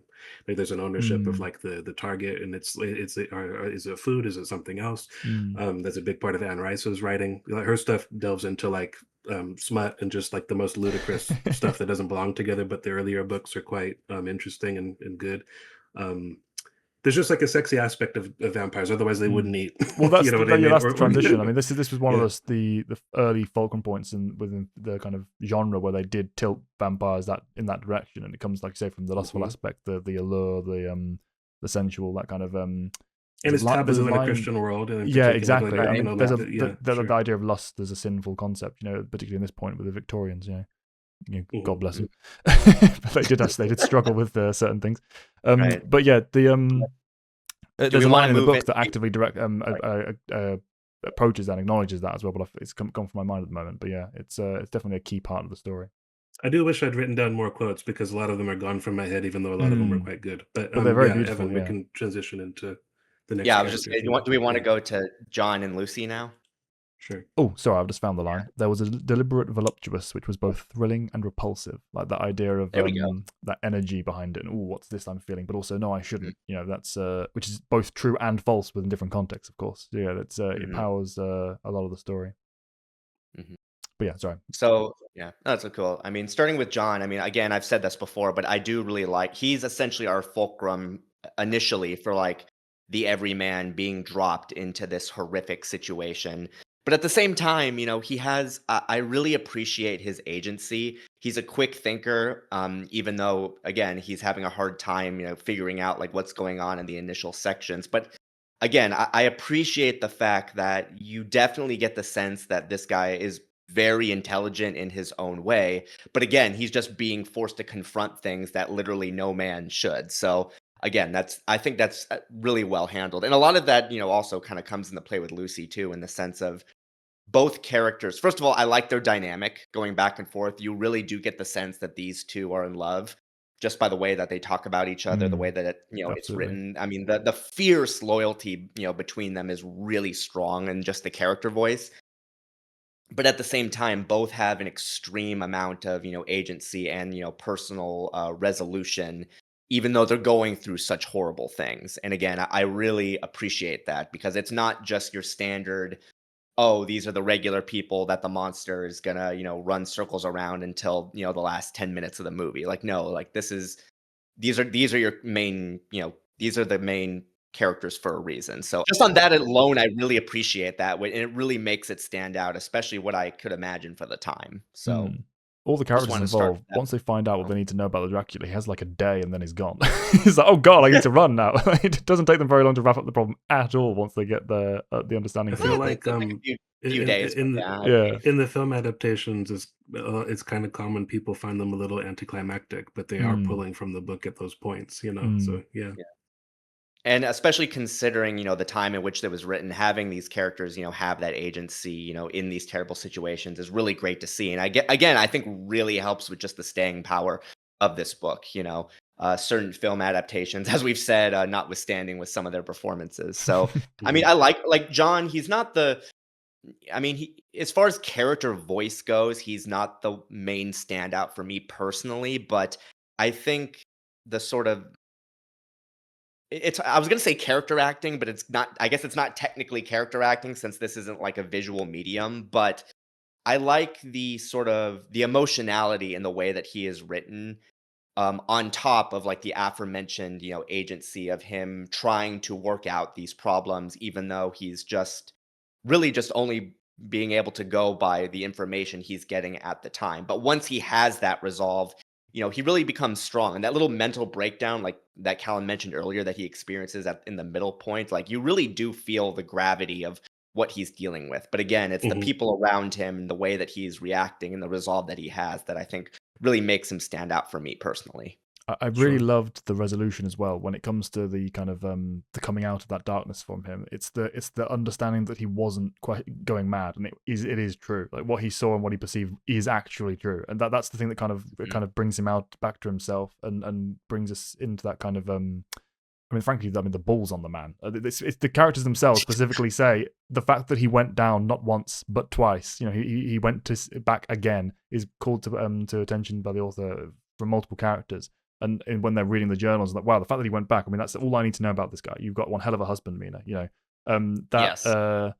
I love that that's a focus point because it's true. I mean, he has this courage, he has this fortitude, and yes, he has that breakdown afterwards. And in particularly in the time this was written, that's the kind of thing that can be looked on with great shame. The mental health was not understood, and this was the earliest foundations of what kind of led to understanding really this later century. But the fact that there's that kind of acceptance and that forgiveness and that resolution and what's the word I'm looking for? Not redemption, because again, he hasn't done anything wrong, but the kind of that redemptive quality there and how they're celebrating it in the story, I thought was really powerful. I really enjoyed that, and the fact that we got to see him come through his struggle, and even with the kind of sourness and the mental break and the white hair that he's now got, the shock of white hair. Yeah, That's that's Yeah, another hilarious bit of like the chaotic yeah, performances. They just threw a little dusting of like yeah. baby powder on his hair or something. It yeah. just It's looks so like stupid. it's Well, I really mean, funny, but which yeah, the which fact that he can comes through happen and that and helps reinforce the horror of it all too, and the yeah. shock. Exactly, and it's just the celebration of it, the celebration of the success and the support from the other characters, particularly Mina, his wife. That was it was all very powerful for me. I thought that that's why I wanted to see more of him later on. I wanted to see him more involved in the latter stage of the story to kind of bring that through line through a bit more. I But we do get feel that like through that's Mina a anyway. I think that a lot of that is a modern brain shaping the way a story should progress, which Mm. isn't to say that you're right or wrong. No, Like no, for I don't sure. I think know what you're you wrong mean. to Yeah. say that at Mhm. all. But I think it is maybe a more modern because I mean I feel that way about a lot of the way Tolkien wrote about like some Mm. of his setups and payoffs don't seem to have anything. The person who kills Smaug, for example, should not be the Dragon Slayer. Like by a modern telling of that story Oh, yeah. Exactly. with all It, the setup of it's the hobbits and it's everything it's else. You written know, with a Yeah. more this is randomness is in real life, therefore it's going to be in the story sure. kind of approach, which Mhm. particularly in this style of the chosen style for how this story is being told, that fits perfectly. So it makes Yeah, sense Mhm. that he's written out and doesn't come back in until he did physically come back in because he wasn't there. yeah, But it's just it's that, like you said, it's that modern sensibility in me of wanting to go through and just Mhm. but it yeah. could have been it could have landed Yeah. stronger here, etc. Yeah. And he's just a guy. Like he's Yeah. just a regular guy who like went to do, his work like any other day, but got roped into this horrific situation. And yet he's able to, roll with the punches to the best of his ability. I mean, you can't help but admire it, honestly. Absolutely. And we've Yeah. talked about So Dracula a bit already. So do we want to move on to Mina? Mina Murray I at the Sure. time? Yeah, I think Mina, because like I said, I think the interactions between John and Mina are really well done. Like you really Mm. do get the sense that these two are in love. You really feel the bond and the history between these two. The way that because just the way they talk about each other in I wouldn't say like it's not casual language, but it's like the way that the comfortability in which they describe each other on Yeah, the top of the familiarity. sequences where they're professing their love, like, you get that instantly the sense of, like, these 2 have had a long history together. You don't need to spell it out. It just flows naturally in the dialogue, in the journal entries, and again, like, that sounds like a very basic thing, but it is worth pointing out because a lot of authors can struggle with that, particularly when it comes to things like romance. So, What's Well, again, really is it just the fact that they feel like soulmates without it feeling kind of hammy or soppy or Yeah, that's unhealthy? that's Like, what I is it was gonna just say. that? Not Yep. not only is Go it we ahead. can all reinforcing the bond between the two characters, but yeah, it's selling the distance, it's selling the time. It's the fact that they're missing each other. Well, it's kind of mhm, like war correspondence, like when you read like a letter from somebody who's gone to war and they write back home or something, like whether that's Exactly. to their spouse or their mhm. mother or their brother or whoever the hell. Like it doesn't really matter. You get that sense of something really special, like a powerful human bond there. Exactly, yeah. And Yeah. we don't need, like, various journal entries describing, like, when they first met, when they started dating, and all that. Like, you Mm. get that sense instantly by the way that they act towards each other, which, again, it all comes back to the character voice. I mean, when Mina learns that he's in trouble and he's being cared for, she instantly goes to, nurse him back to health, and that's all well and good, and she's even during the breakdown that Callan mentioned earlier, she's, her supportive nature and just her sort of um, her understanding to what he's been experiencing once she starts to have her own interactions with the vampire and all the horror around that. Again, it's really well done, and even things like her like refusing to read his journals until Mm. Until it she should has like be prove a duty to do so, that kind of thing. The way it's like Chekhov's gun, this is gonna be relevant later. of course, yeah. I mean, very obvious, but at the same time, you get it, and there is a sense of like realism to that. Like, no, I trust you. You can tell me in your own time, no matter what, and vice versa. So again, I Mm. really appreciate that. I like through her character in particular, there's obviously a lot of the progressive elements, which is absolutely fantastic and fun and fits the story just tonally, apart from anything else. But I love the fact that it's also leaning into the issue of the times in terms of the social difficulties. Before we even Mhm, get to the whole, oh, your tender female heart couldn't possibly deal with this knowledge. We'll spare you it all from through our manliness kind of stuff that comes later on. There's that sense of understanding of the kind of the psychology, I'd say of the time, but really it's kind of true of all for all time, given the fact that everyone has mothers. But that sense that the something about the female disposition allows men to be able to get to be free with themselves and to convey emotion and release get grief and stuff. He focuses on little details like that throughout the story, particularly with the husband of Jonathan and helping her nurse him back to health. But just mhm, that kind of understanding from the author and therefore the characters, but also the proactivity and agency of the characters in making the active decision to, okay, I'm going to help. Doesn't matter how that help manifests for either gender, but I'm going to help. And that mhm. I found that kind of true of pretty much every character involved throughout the story, and that sense of I mean, it's borderline cheese at different points with how much like they go, oh, you're so magnificent and wonderful, and oh, what the fellowship of we brothers and all that. So there's a lot of Galadriel sort heart. of Yeah, vibes. just across the board. They're not with Mina alone, but the whole cast. Mhm, But Mina's kind of the focus point at this point in the story when this is most happening. She's the kind of the galvanizing force that drives the plot forward, both through her knowledge and her skill set. But just that sense of comradeship and the fellowship and the heart of the story really kind of mhm, shines through these characters. And she was the kind of the focusing lens for me there. Which is also interesting because, of course, that Lucy was the one that the three suitors in particular were so in love with. So it could have easily have, Mhm. used her as the kind of as the and it did. She was the kind of thing that really brought them all together and solidified them as a group. But once that torch had burned out, as it were, Mina was the one that kind of kept things going and kept the group tied. mhm. So yeah, I really enjoyed her presence in the story and what she represented for the overall whole.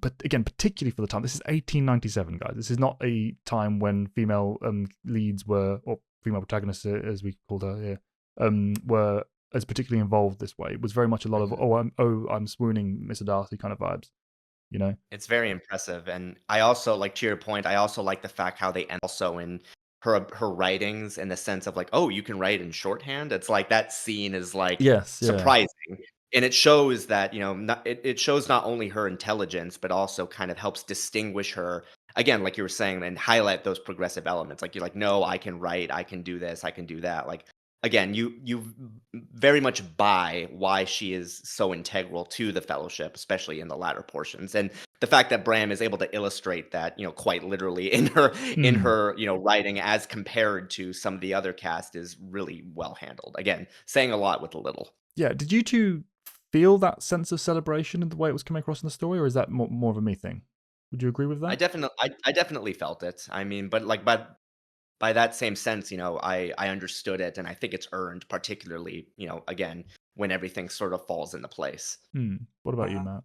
I feel a little ambivalent about it just because I liked her. I liked everything she did. I liked the way that she was treated as a character. But I think it's funny because, like I said earlier, I think like in many adaptations, she and Lucy kind of get rolled into the same character, and I Mm, kind of understand that. Like not just the Hollywood sleazebag lazy attitude of this is too much. Let's just condense it and like for the sake of expediency. Um, it does feel a little bit like there's a I feel like the Lucy character is somewhat punished for being sort of like a loose woman, like, yeah. in that parlance or whatever. And I feel like that's not even necessarily a wrong choice if you're trying to say something about it, which arguably Stoker is. But it feels like Mina kind of gets some of the things that could happen to her don't because they happen to Lucy instead. And at the same time, I don't want to say any of that's wrong. I would like more time to think about it. I guess Mm, it's like it's a character. It's something I'm not decided about, and a lot of it is I try to be cognizant of bringing too much of a modern focus into like the way mm, I'm viewing something like that was for sure. written or made this crafted this long ago. Um, and it isn't to say that we haven't had well done female characters. It's just as you guys were highlighting, it's rare. I mean, Shakespeare had some, you know what I Mm, mean, and he was several hundred years earlier. It's just I don't know. I think ultimately, if you found her satisfying to read, that's job done, which you obviously did. You know what I mm, mean? And for me, it's like I think I did, but I tended to find that she got a lot of conversations with interesting people. So I wasn't sure how much I focused on her as much as just the way in which scenes told from her perspective were illustrated, which I thought was really well done. But I don't know how much I actually think of Lucy. I'd have to think about that some more, I think. I mm. hope that wasn't a dodge. Like, I No, hope no, I not at answered the all. question. And Yeah. again, I'm a lot more forgiving of pieces of the time, like I say, for the reason that we talked about there. Sure. They Right. they are of the time. But the thing I think that makes it so fascinating for me is I had to forgive so little. That this Mhm. story felt way more modern than it should have done for given when it was Yeah. written and what it's writing about. I mean, it's touching on things that would usually be like shooting red flags left, right, and center. And there are some. I mean, the fact that the men sideline her purely because she's a woman is obviously the biggest one. But um, it's done in the well-meaning sense, and she's receiving it that Right. way, despite Well, like her disagreement. her, like, It's vampiric, like, sort of infection is kind of used as, like, a justification for that too, Yeah, is you for the could argue. second round of it, yeah, Me but by that and point they've Mina, already decided they're going to not include her in the first place, and that's why that even comes about. That's why it's so frustrating because if right, they hadn't benched her the way they did, then she would have been a lot more better prepared, and they would have been more prepared for it. And also, they should have been more aware in the first place, even having benched her. It was right. the whole like, come on, guys, wake up! You've literally just seen this happen to someone like a week ago.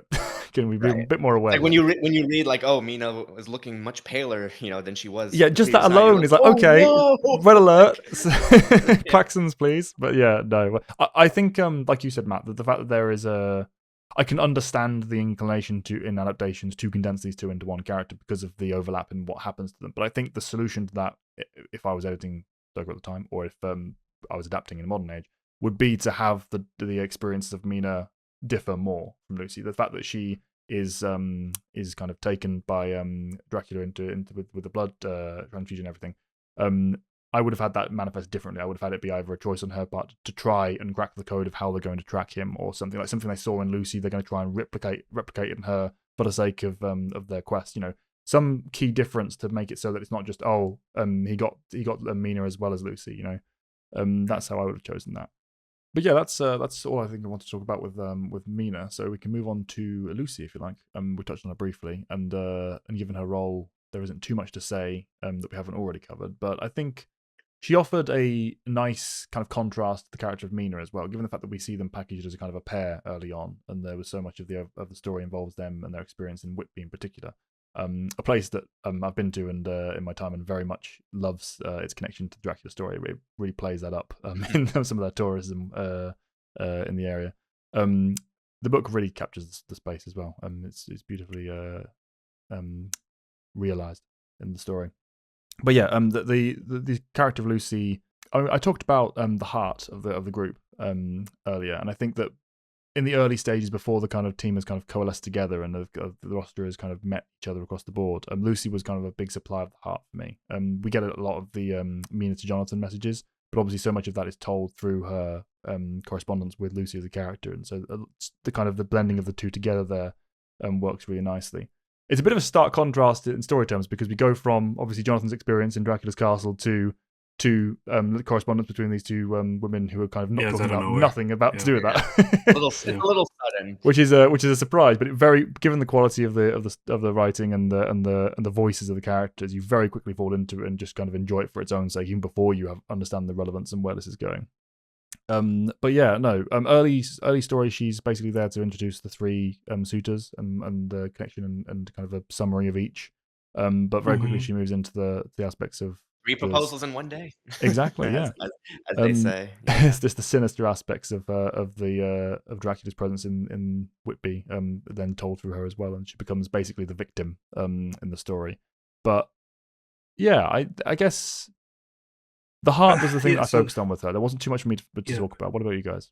Yeah, I was just gonna say, like I said before, I do like how her and Mina kind of have like this two sides of the same coin dynamic in terms of like a representation of like the cultural zeitgeist at the time. But to that point, it's not neither of the it doesn't speak negatively about either of them. They're just kind of in different places, which is fine. And I also think like my favorite interactions are actually between. Sorry, let me rephrase. My favorite entries in regards to Lucy's POV are when she is talking to Mina, and mainly because these two, again, it comes down to character voice. They really do feel like old friends. The way that they speak to each other, not just about even if the sort of subject matter is of a more negative tint to it, they still feel like two very close friends who have had long history, conversing over a topic. Which I keep saying this again and again, but the character voice in this work is really, really spot on. So I do appreciate that. And again, like we were saying, she is kind of like the first major domino in this overarching narrative. Although I guess you could also say that's John's that case too, but hers is more of like centered in the city area, whereas his is, of course, starting off at the castle. So I think all of that is really well handled. And obviously, I mean, what happens to her? It's tragic. I mean, it's truly tragic, and the desperation that Van Helsing and Dr. John and all that go through to try and save her, but ultimately failing. It's like it really sets the stage for the horror of the overarching situation. So for that, I really do appreciate it. Yeah. I don't think any of this is badly done, and like I said, I'm kind of in two minds about it. I'm trying to decide how I feel about it. I feel like she does. I mean, there's a question like when we talk about like the horror genre, especially like more modern incarnations of it, but even then I'm going back to like the 70s with some of this, like it's sort of like a 50, 60-year-old trope at this point. The horror genre is quite there's an exploitative or exploitative, whatever have you want to say that, quality to like the way in which it treats women in general, like oftentimes it was sort of like a question of like taboos and like the kind of like the fine art world. Like there were certain like portraying if you know I think he was Spanish, but the artist Goya, like his paintings are quite gruesome and grotesque, and a lot of it depicts scenes from the Bible. But one of the reasons why people viewed it such is because he would show. I mean, if it wasn't the Bible, it was from like antiquity and classicism and like mythology, like Greek stories or whatever. He would show things like uh who is it? Kronos eating his children, or maybe it would have been the Roman names, at the like Uranus or whatever, eating his children. And he would show like this giant taking bites out of another of the same shaped thing, like a big human eating another human, cannibalism. The disintegration of like the human form, in whether or not that's art, and like certainly it is, inarguably it is, but like whether it's the done thing and why does it make people uncomfortable. I think the showing a disintegrated body, especially a young woman. Like it tends to be like a shorthand or a shortcut to travesty, tragedy. But it Mm. also kind of Shock suggests that value. what was lost here is like not necessarily the person, but like what she represents in the eyes of other people. So and then you get into talking about like the male gaze or the role of women. You can talk about like all of that, the gatekeepers to sex in society. You can Mm. talk about all of that. You can get into all of that. I'm not trying to shape anyone's worldview on it or anything, but it's done a lot because it's easy. It's Yeah. an easy way to get to jeopardy or like stakes or to suggest something horrible is afoot without actually caring about the person. And I think that Lucy is far from like a criminal depiction of that trope or even like the thing that ushered it in. I don't think she's that bad.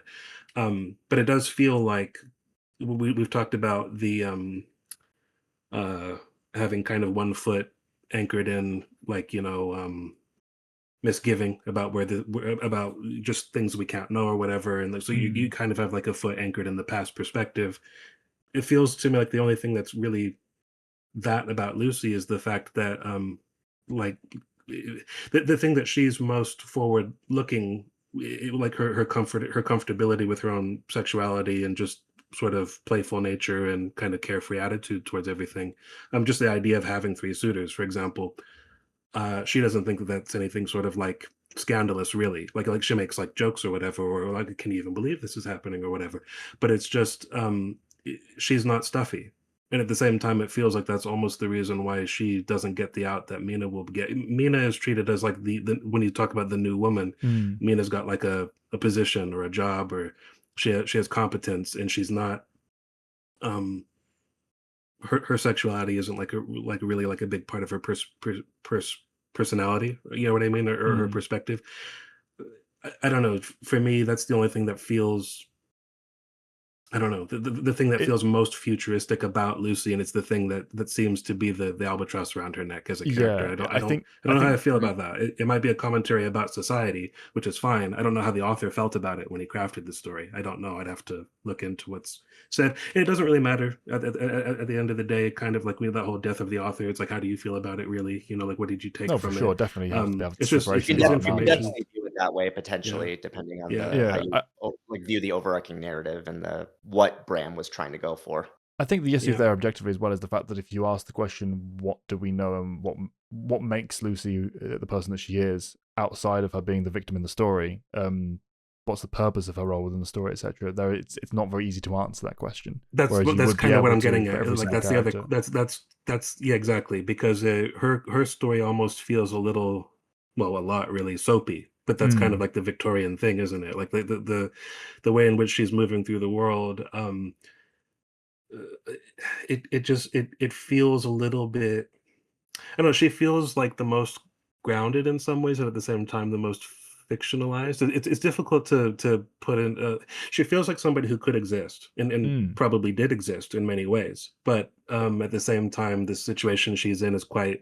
It's almost got that element of camp that you see in like a Yeah, soap. You know, the like lack of agency in particular, she's sort of letting life happen to her and is okay with that. yeah. And again, that's fine. That's Mhm. what people are in reality sometimes. But it's the fact that it stands in contrast to all of the other characters who all have an active kind of hand in their destiny. And particularly Mm. obviously her immediate opposite, which is Mina, so active at an expressed agency throughout the entire I story. mean, Yeah, it isn't and to say that this that is all point. women are, but the fact that a big part of what she does early on and all throughout really is just to be desired. It is kind Mm. of like we talk about agency, or it's not that she couldn't have had any. It's sort of like maybe a conscious or unconscious decision on the part of her and many other people, not even just women, but the decision to kind of surrender that agency, Mm. like in service to Even in like the the culture you're supernatural from. sense as well, the fact that she is Yeah, actively Uh, surrendering it because of the mystical forces, etc., what that represents and yeah. the kind of right. the intent of the story is up Hmm. for debate. Yeah. Well, But yeah. it's kind of like a blatant sort of like also like shorthand for like, how, the corruption of darkness and what, you have this,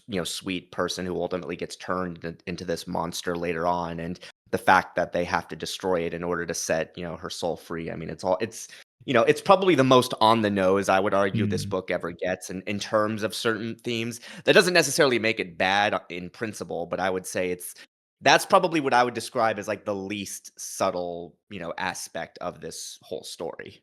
And I Hmm. think the I think if she subtext is the intention behind it is unclear. Like you don't get a yeah. sense Right. of what was the reason for this beyond what, as we talked before, the shorthand of tragedy, the using of the Yeah. it's kind of the women and children first vibe. You know, the fact that Yeah. the shock and trauma of losing a woman just from the nature of motherhood is worse as in terms of this cultural zeitgeist to us as losing a man. It's perceived rightly or wrongly as a greater loss. Yeah. And if it's just that and the short end of that, that's, you know, I mean, it's fine. But like you said, it just comes across as a lazier aspect than the rest of what we're seeing in the story. And at the time it wouldn't have been, of course. It's also because of the century Of intervening, you know course, what I mean? yeah. Like, yeah, Right. but it is it's just something that I'm not sure how I feel about, and I will say that the fact that she is written to be as pleasant as she is and as likable as she is, Mm, and I mean, I'm predisposed to not assuming the worst of the author, partially for that reason. It's like likewise. I would be curious in looking more into what I can get out of it based on different interpretations. Or I don't know that he ever commented on his work. I don't know, but I'm Mm. just curious what other people think of this character. I'd like to check the I think she historical is an record on interesting it. character, but yeah, Mm. it's like it's far from a failure, I should say. Like whatever I think, you know, she's a good character. I'm curious about the genesis of her, and I'd like to know what more people think of her. I Mm. think she has the more potential to be like a controversial standout. Um, for the reasons we've already talked about, and maybe several that I haven't thought of. But it isn't to say that this book is offensive or you shouldn't read it for this reason or anything like that. I don't have that perspective in general. I think even if I mean, we talked about Lovecraft. I think people should read Lovecraft. He was a horrible person, you know. Yeah. And also the product of his time. I don't blame him for everything that he was. You know, he kind of like he lived at a very, you know, scary time. You know, so he was afraid of a lot of things, including other people, for no real reason. But you can Mm. kind of understand the psychological forces behind that. But Mhm. anyway, Do do we we want want to move to, on from Lucy? Yeah. John, We'd move up Dr. to John John Stewart Stewart at this next? point. Mm. I've Yeah. largely talked about him and what I liked about him. Does anyone else want to start off with this one? Well, again, like I've said it before, I really love that he serves as kind of the middle point between, Dr. Van Helsing and, the rest of the cast, in the sense of like the not only coming to terms with what is going on, but also his I can see how his unwillingness to believe what's going on, at least on the outset, might be a little frustrating to some people. But to me, it's like, yes, that's the point. Because if you were confronted by these things at this time in that way, it's like, of course you would have doubts. But at the same time, he doesn't come off as like incompetent. He just comes off as somebody who's being thrown into a scenario that he's unprepared for. So it's realistic. And again, his intelligence and his understanding really does shine through, because there are moments where, first of all, like his history between himself and Van Helsing, the fact that he studied under him, again, that from the get go is a good way to establish why he's more willing to go along with these certain things at first before the big hammer drops in. So again, I really, really like that. And again, I just like the kind of buddy buddy dynamic that they have. It's less, obviously you still have those like teacher and student, dynamics which do come up, but at the same time, Van Helsing still clearly respects him majorly, and the fact that he is kind of serving as that bridge to his intelligence, plus his interactions with Renfield. Again, I think he's a very well-rounded character because of that. It Hmm. doesn't come off as stock, even though it very much could be, because he's actually Well, a I think character that he that I think gets cut wholesale from a lot of adaptations too, which is kind of Similar to he Lucy disappointing. with Mina, he gets folded into Helsing as Yeah. a whole, doesn't he? It's yeah, it's seen as but he expedient from also that. he also, like when you say that he's not stuck, I feel like he kind of he's sort of like a Sherlock Holmes, and that there's many characters that are basically this, just taken wholesale and stuck into other stories. Like he because he was done early on, he's sort of setting the benchmark. But Mm. like because he is quite. Well, he almost feels like the Watson to Van Helsing's Sherlock, I would argue. Really? Because I think is that just because Helsing's kind of out there though? Like I mean, is it? I think it's Partially, the dynamic partially, between I the two admit, is what partially. makes that I most. If you took Seward yeah, in isolation away from Helsing, I can understand what which is that's how I'm saying. thinking of him. Yeah. Yeah, Yeah. yeah, It's but put them exactly. together, he does fall into that Watson just purely from the role. I can see where you're coming from Hmm. there, Evan. Yeah, sure, Yeah, which I mean, I sure. don't think it's necessarily a bad thing. I think the balance between the two's personality still comes off really well, and I mean, neither comes off as overtly incompetent, in my opinion, No, really at not any. incompetent. It's Mm. it's like, well, I mean, Sherlock's whole thing. I mean, I haven't read as much of the actual, Arthur Conan Doyle stories as I should, but like Sherlock is usually portrayed as somebody who can't really like see the forest for the trees. Like he's focused on things on the mystery, or the explanation to the exclusion of like a more human concern, and that's usually like what Watson is bringing to the table. I've even taken that trope and like wholesale, and it's in my writing, as well. Like it's in the story I'm writing, but it, to me, Seward is pretty. He's got more of that Sherlock energy than he does Watson, particularly in isolation. He's got that.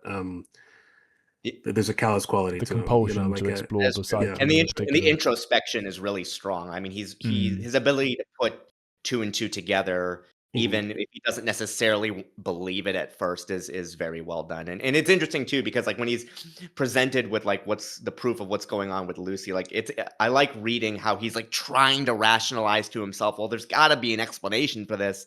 But even he himself knows like no, this is bullshit. Like clearly something's going on, but again, it adds to the realism, I think. I think his journal entries are like some of the most convincing because there's a methodical quality to it, and so it's like even though he's not like a terribly cold person, it's the act of what he's engaged in is it kind of it brings that Clinical like this is a element. research like this is the clinical.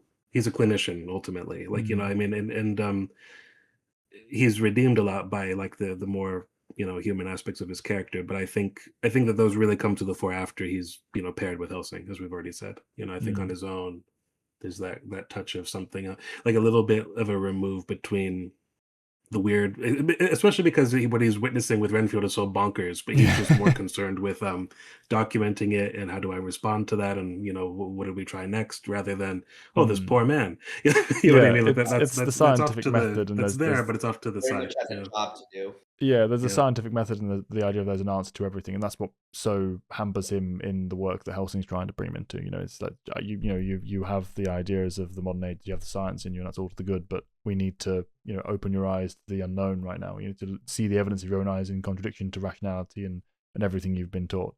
That makes the again, I said it was long-winded and overplayed, I think, earlier in the recording, but that makes the sequence where he is trying to get him to open up and see, look what with your own eyes, what you're seeing here, and truly accept it. That's what makes that so interesting, despite the time spent on it. I think they work well as a pair, and for that reason, the kind of two sides of the same world that they both occupy. I found your quote, by the way, from much earlier. How good and thoughtful he is. The world seems full of good men, even if there are monsters in it. Like so, Mm, that There we was go. said of Seward. So yeah. I mean, he is a good man in Mina's own reckoning. It's just there's that the world again, the milieu The story, like detachment, yeah. seeing him, yeah, like seeing him operate within the conditions he's working in.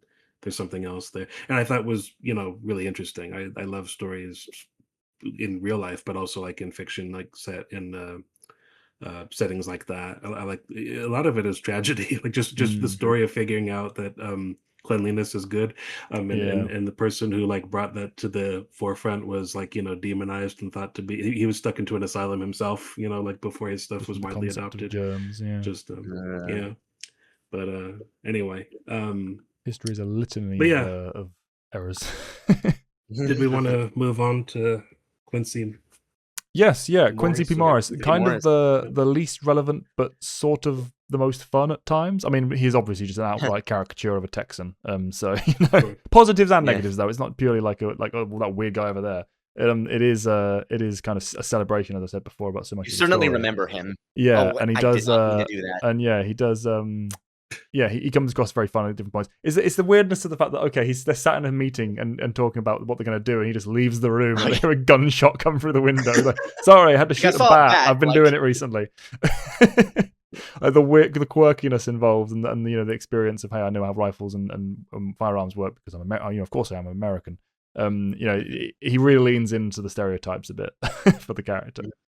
but at the same time, I kinda like how he almost kinda takes on that, like, kind of almost like big brother role with, like, John Yeah. as, like, the way, like, "Hey, I got you, man. Let's do this," sort of thing. Like, he has a lot of, like, personal agency, and he's very much the Mm, go-getter type, and I think that really stands out. And honestly, like, even in the most tragic moments, he's a very noble person, and I like mm, that he kind of fills that role within the Fellowship. He's like, he's the one you'll definitely like. I mean, obviously, like you could rely on all of them, but like if you're gonna pick, he especially like he's very much Man of the action. solid foundation. Yeah, literally, and I do appreciate that. Stereotypical as he can be at times, he means what he says, and he is what he is, and you can't help but respect him for that. I felt like And I hey, the definitely he and John are also the ones who ultimately, deliver the finishing blows yes. to the Cowan, Yeah, right. I which is felt even pretty though he big. had such little relevance to the plot overall compared to the rest of the cast, when he was relevant, I felt it was fun. I felt it was engaging. He had a lot of personality, like you say, and also I felt that ultimately he earned being the namesake of the Harker child as well. I felt like it was a natural conclusion to that. Is he the only like major character who doesn't like keep a journal? Yes. Yeah. Okay, yeah. Well, I I mean, mean, Aside from Aside Dracula, from obviously. Yeah. Dracula, yeah. well, yeah, but yeah, I wasn't thinking of him, but yeah, I think that's probably a big part of why he feels lesser in many ways than the Mm, others do. I can't really think of too many other reasons why it would be that, because he's definitely not somebody I particularly focused Right. on.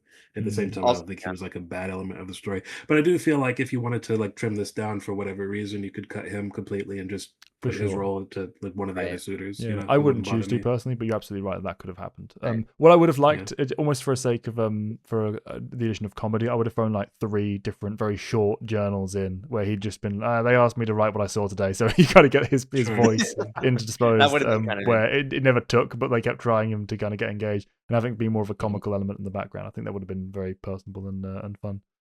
But yeah, Also, if you listen to the Penguin Random House audiobook for this, he really lays it on thick with the Texas sort of, style of speaking, which is again further differentiates him from the rest of the cast. So, take that mm. as you will. But But yeah, again, that's all. I like the stability of strength that he represents. I like the fact that he kinda not like super overtly, but kinda, takes John under his wing a little bit here and there during the tough times. I don't know. It's you can do, basic archetypes and present them in a way that's still compelling. And I think he really sort of represents that in a very succinct way. Mm, agreed. But yeah, I guess that's all we have to say on Quincy for this one. So next would be Arthur Holmwood, the kind of the next leg up or step up from relevance after Quincy for the main cast, in my opinion. Obviously, he has a lot going on for him and is present a lot, but he's not as keenly a part of the whole story as the rest of the characters as well. Yeah, Yeah, I felt a like little bit this more with character. him. Yeah, Sorry. the depictions I've seen in him in, film adaptations, I kind of understood what, "Oh, it's this character, right, got it." But otherwise, I probably wouldn't be that focused on him. I feel like Mm, I definitely relied on the shorthand of just knowing the story before knowing the story with him, just like, "Oh, right, okay, sure." Because otherwise, I mean, it's sort of like the whole premise of having 3 suitors, you know what I mean? mm, It's like, that's part of what you were speaking to earlier, Callan, with, like, the repetitious quality of everything, like, it's definitely there by design. It's a part of the structure of the story, but ultimately, I mean, I don't care about this character that much, you know what I mean? I just personally, I just don't, and at the same time, he's performing a necessary function within, like, the the work itself, like, a literary purpose. Like mm. he serves a function there. But it's just I I don't know.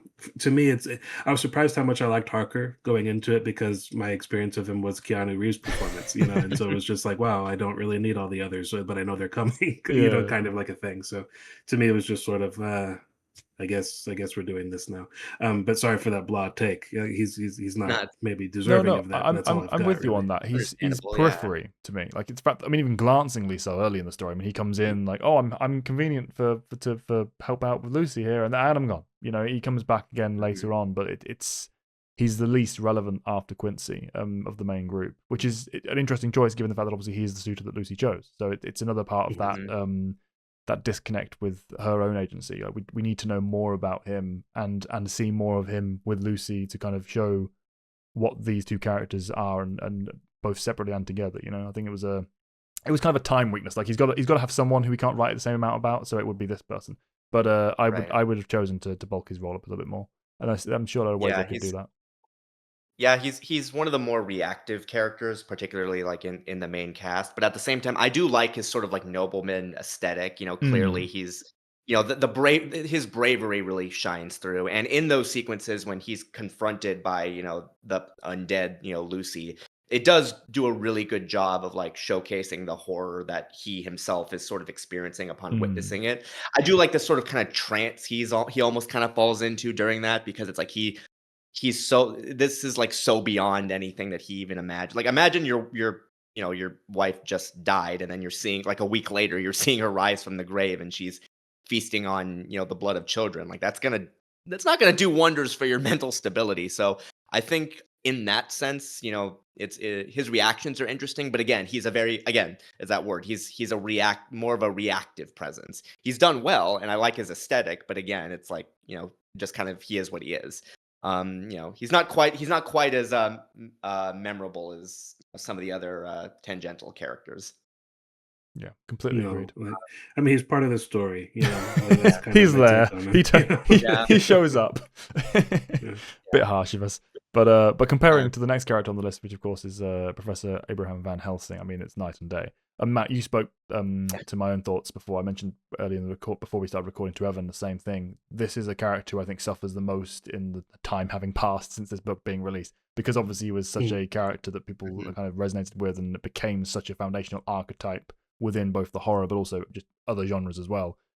He's someone mhm. who comes across a bit, oh, we've seen it before, but it's only because he came first. He's the one that right. gave This is us literally one the of the early foundation of examples it anyway. all. He's the Yeah, one that it all came from. So yeah, looking back at this now, in more than 100 years later, it's like, yeah, okay, this isn't that anything's too mhm. special.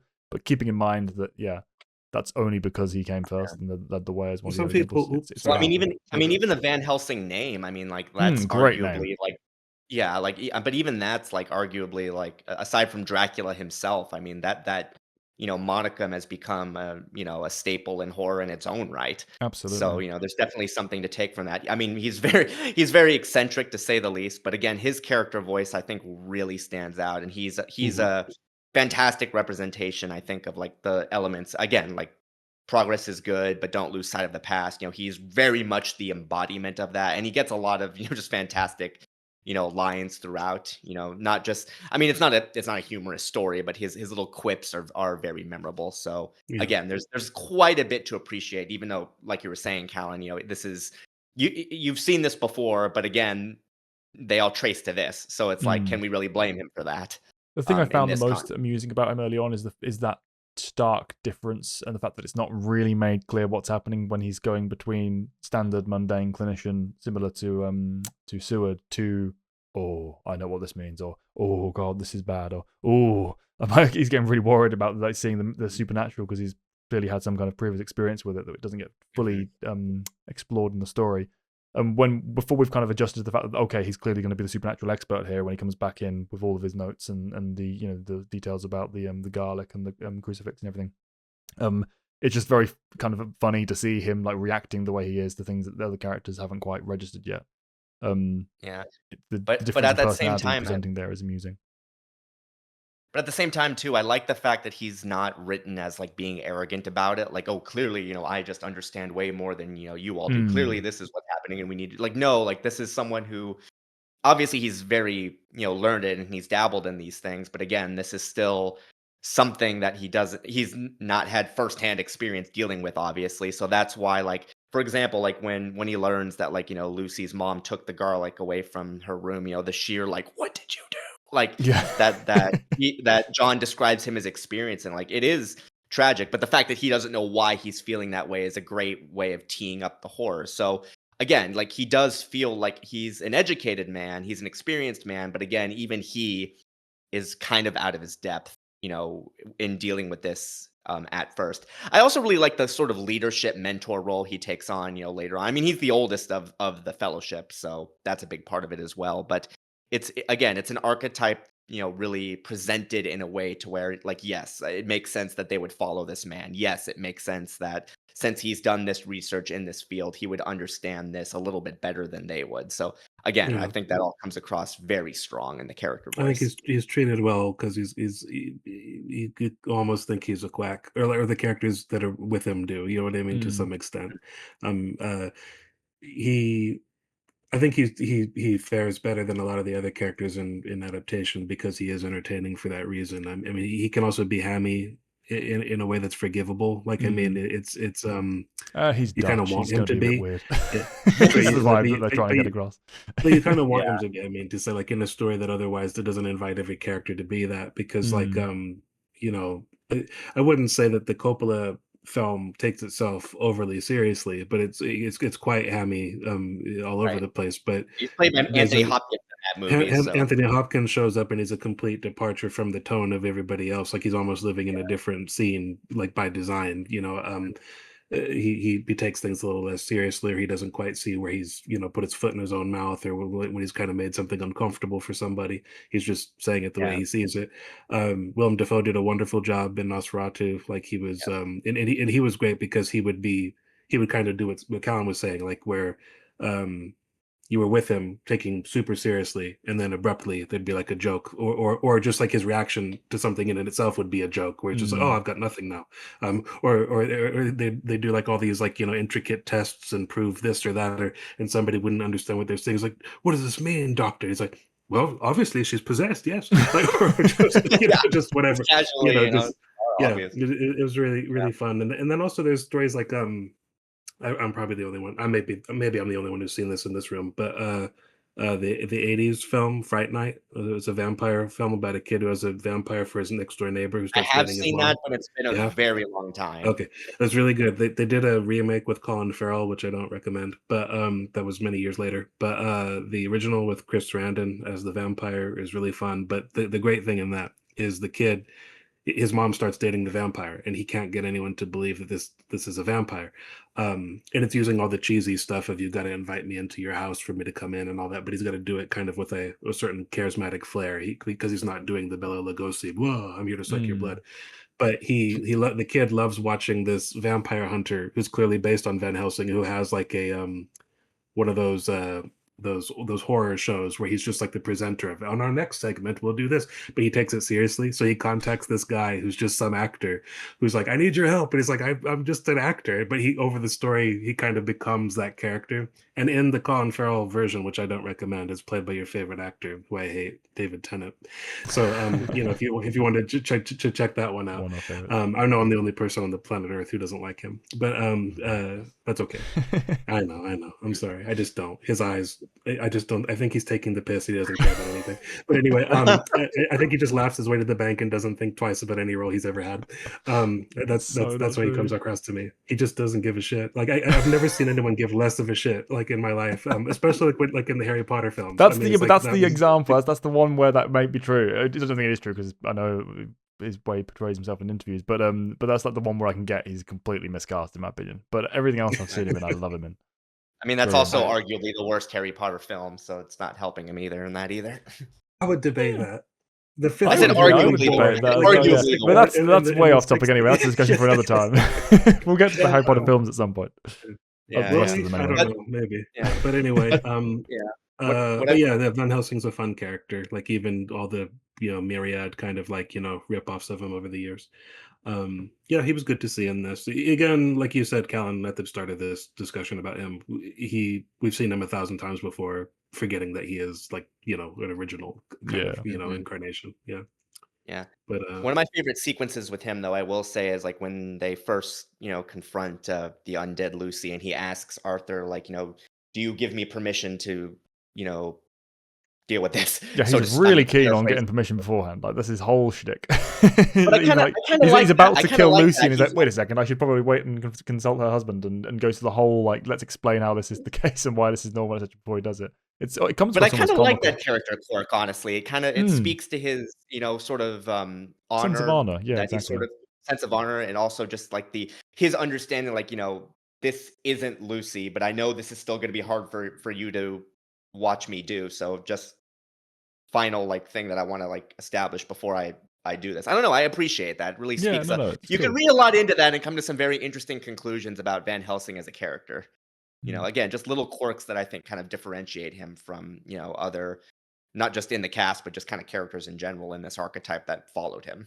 For sure. I mean, I said it before about the heart of the group and with Mina and everything, and how earnest everybody is. But he's like the arguably the biggest example of that. Like he's constantly saying, "Oh, how wonderful you are, John," and "Oh, how amazing you are, Mina," and like, "Oh, it's just like he's constantly waxing philosophical about how everyone's so wonderful and courageous and everything's heartfelt and everything. I like that part of it. Like it's a again, there's bits and pieces throughout the story, even with things like the repeated transfusions and his reaction to them and things.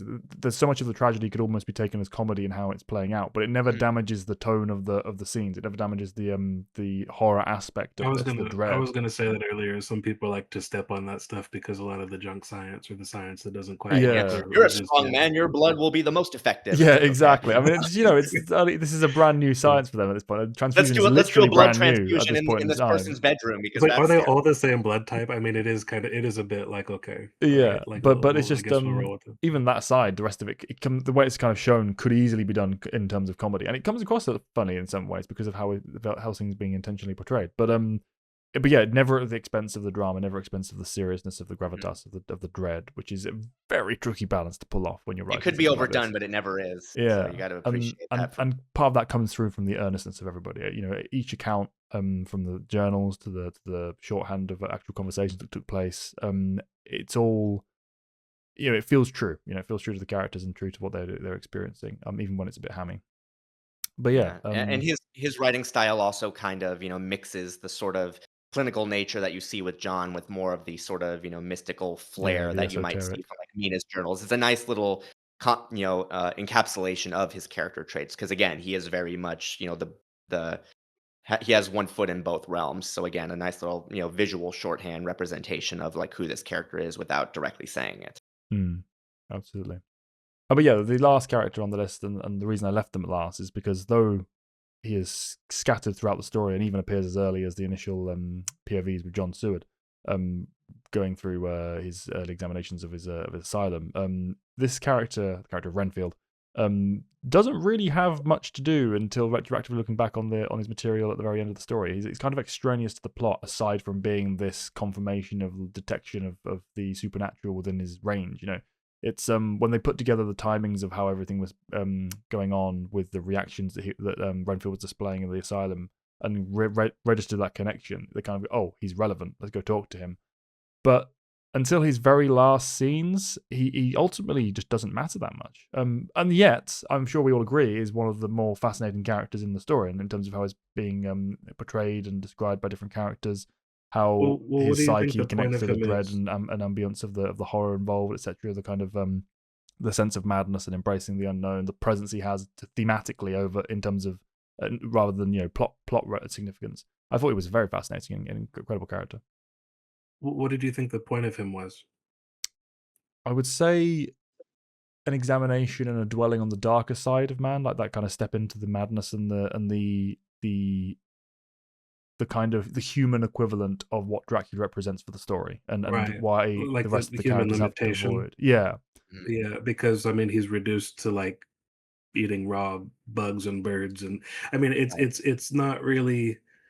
I don't know how deep I think that any of this is, but it's Dracula kind of, he doesn't come across as that sort of gruesome, even though he is, like, because he's not human anymore. You know what I mean? This is sort of like this highlights. I mean, how different is it really to be like eating a raw bird than like feeding on like a still living human being?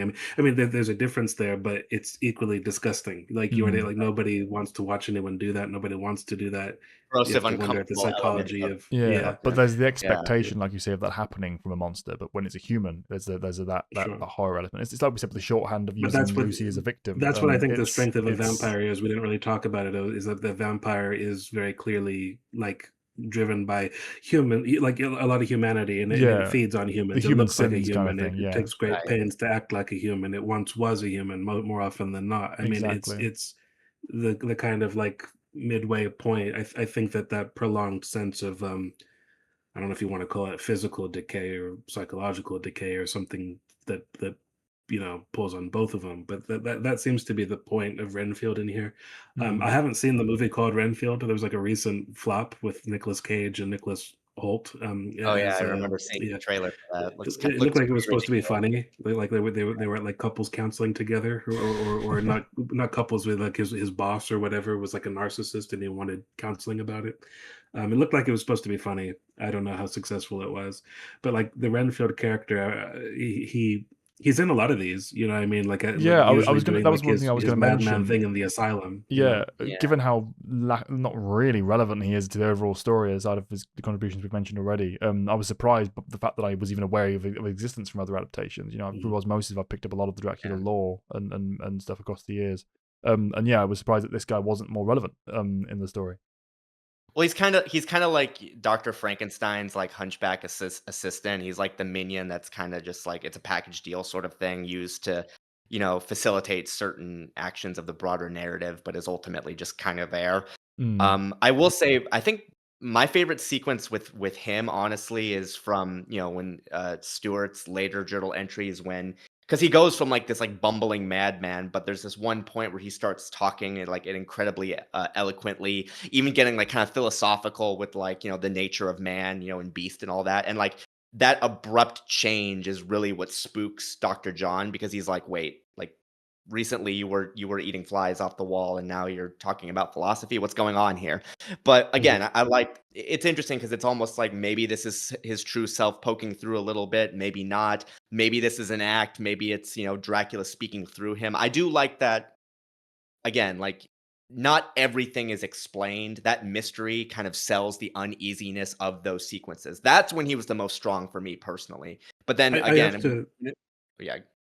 Oh, I was just gonna agree. Like, I like the vibe of the character, particularly through Seward's perspective. I think he's unnerving. I don't actually get that much out of Renfield personally, like as a character. You know what I mean? I don't know how much was being said through him or how much Bram Stoker was intending to portray through him. But I do like what he brings to those scenes, particularly like when he's being examined by Seward on all the different and the fact that the journals of Seward so often correlate to the mental state of Renfield and like what's going on with him and what can be mm. observed and poked and prodded at and just the bits that defy explanation. Yeah, You I'm know. the same as Yeah. you guys. I'm not sure what the message that was supposed to be conveyed by him is. Like the question of what the purpose of all this was is, I think, left unanswered by the end of the book, at least in my opinion. But not to the it doesn't in any way diminish the story for me. I feel like it was it's a particularly because of the style of talking between about all the different journal entries and the shorthand of the fact that we're learning everything we are through the perspectives of the characters. The fact that they themselves don't know makes it much more easily forgivable that the mystery of Renfield and the significance of him and of his presence is left unanswered. It's kind of like another touch of that realistic aspect where in real life you wouldn't know, therefore you don't know kind of thing. It's the style Mhm. helps ease that, I think, personally. Yeah. Is it And if you also wanna get just if like you when wanna get we a little bit sorry. meta with it oh, sorry. I was just gonna No, say, go if ahead. you and if you wanna get a little bit meta with it, you could also see him as, like, a representation to, like, mental health treatment and asylums that were very prevalent in those days and what some people, like, say, Dr. John were experiencing, in those facilities and how people like, Renfield experiencing those delusions might have been treated. I don't know. Again, maybe intentional, maybe not, but it's something you could potentially take from it as well. Mm. The horror shows of what they Um, were. earlier on, by the way, I found the quote that I wanted to read you from that other book to recommend to you, Evan, in particular. But I'll do that in a bit. I'll tee it up a little bit. When you guys were talking about the Stoker's references to the childlike nature of Mm. Dracula's The psychology, like maybe child there's something brain. to be said about being like stuck in the thrall of that, or a perspective like that, or there's not much more beyond that anymore. This is in a different context, but it uses similar language. This is a mother, like who's growing older, talking to like a daughter. This is in a book called Light Years by James. Sorry, Light Years by James Salter. I think it was written or published in the 80s. Certainly not earlier than that, or it's not later than that. The 80s or maybe the 70s. But anyway, I recommend this if you enjoy language or the idea of this in particular, just as like forming some of your philosophical outlooks on the difference between children and adults, or what it is to mature, or the inability to do so rather. This is a warning from like a mother to her daughter. She says, "With your life, you must become free." That's a quote. And then it goes into prose. It says, "She did not explain it. She could not. It was not a matter of living alone, though in her case this had been necessary. The freedom she meant was self-conquest. It was not a natural state. It was meant only for those who would risk everything for it, who were aware that without it, life is only appetites until the teeth are gone." So, Mm. really powerful use of language, kind of a perspective on what you were talking about much earlier in this conversation with where Dracula's stuck at just feeding. But this is and just desiring and wanting Mm. and that childlike nature of things. The luster. Um, I think when you see a character like Renfield reduced to that and kind of like but I mean, I suppose in his mind there's these kind of delusions of grandeur with like the promises he's expecting to be, delivered to him from the immortal master. But I mean, ultimately, that's what he's turning into. He's like devolving into like a beast, kind of like that. Mhm. Or there's something really like um uncomfortable. We don't like seeing childlike adults. There's Mm. something off-putting in that. It might speak to sort of a fear of growing old again because that is a cycle, but it Mm. also might be something more just like what are you doing with your life, or how close do I feel to that, whether or not I'm unnerved by it, like like what would it take to send me down that spiral. I don't know what Renfield really is, but it might be something. I could be completely off with that, all of it, to be honest. I don't pretend to know what he's about. Mm. But I liked his scenes. I Well, don't that's get it. ultimately what it comes down I to. don't- The Yeah, portrayal yeah. and the tone he brings, I think, is very powerful, and like how Seward interprets yeah. it, and then the large group as well when they're all introduced, and the fact that they are all individually interested in engaging with him, I think, is a key part of kind of showing that Stoker was interested in if not necessarily with narrative purpose, but just for his own curiosity, diving into the kind of human psyche and how that manifests in different Mhm. branches of the horror genre. I think that was really powerful within the story. Mhm. Well, I mean, it's equal parts like, a character piece and, a gothic, horror just experience because, again, from the framing of the characterizations, because we are literally seeing their reactions to these events unfold. And as such, we get a sense of who these people are as they are thrown into this, horrible situation and have to, make decisions, how to deal with it, accordingly. And again, having that character like at the end of it you really do get who these people are, and I think that really speaks to the overall staying power of this piece because if the characters weren't as memorable as they were, I think we can all agree that this book, as great as it is, would not have stood the test of time in the way that it has. Absolutely. I mean, Mhm. the whole thing being told through these characters, POVs in journal form would have just completely fallen if they didn't have as powerful a human voice as each of them does, to greater and lesser extents. you know Yeah, it's the heart of the story for me. I mean, if you even have a passing interest in like vampire lore or the story of Dracula, I mean, this is 100% a must read because this Oh is yeah. literally where pretty much everything started. I mean, sure, folklore and all that existed before this, but as far as the story of Dracula, the character that has, been adapted billions of times, at this point, I mean, this is where it all began. So it's definitely a must. And even then, if like, if you're a fan of like gothic aesthetic, if you're a fan of character pieces, even if you're a fan of, more journalistic style writing, I think this book really does have something for everybody and is definitely something worth experiencing, even if it's maybe not a genre that you have the strongest opinion of from the get-go. I think there really is something here just from a literary perspective that, again, like I keep saying, transcends the genre that it might have originally been, constructed to fill. Mhm. I'm very much not really like a horror fan. I mean, I like horror movies, but I don't go out of my way to watch certain kind. Like, I don't get much out of slashers, for example. I do like gothic horror. I like hauntings. I like stories about witches and witchcraft and paranoia. I usually like the metaphor in there, like Mm. depending on how artfully I think it's handled.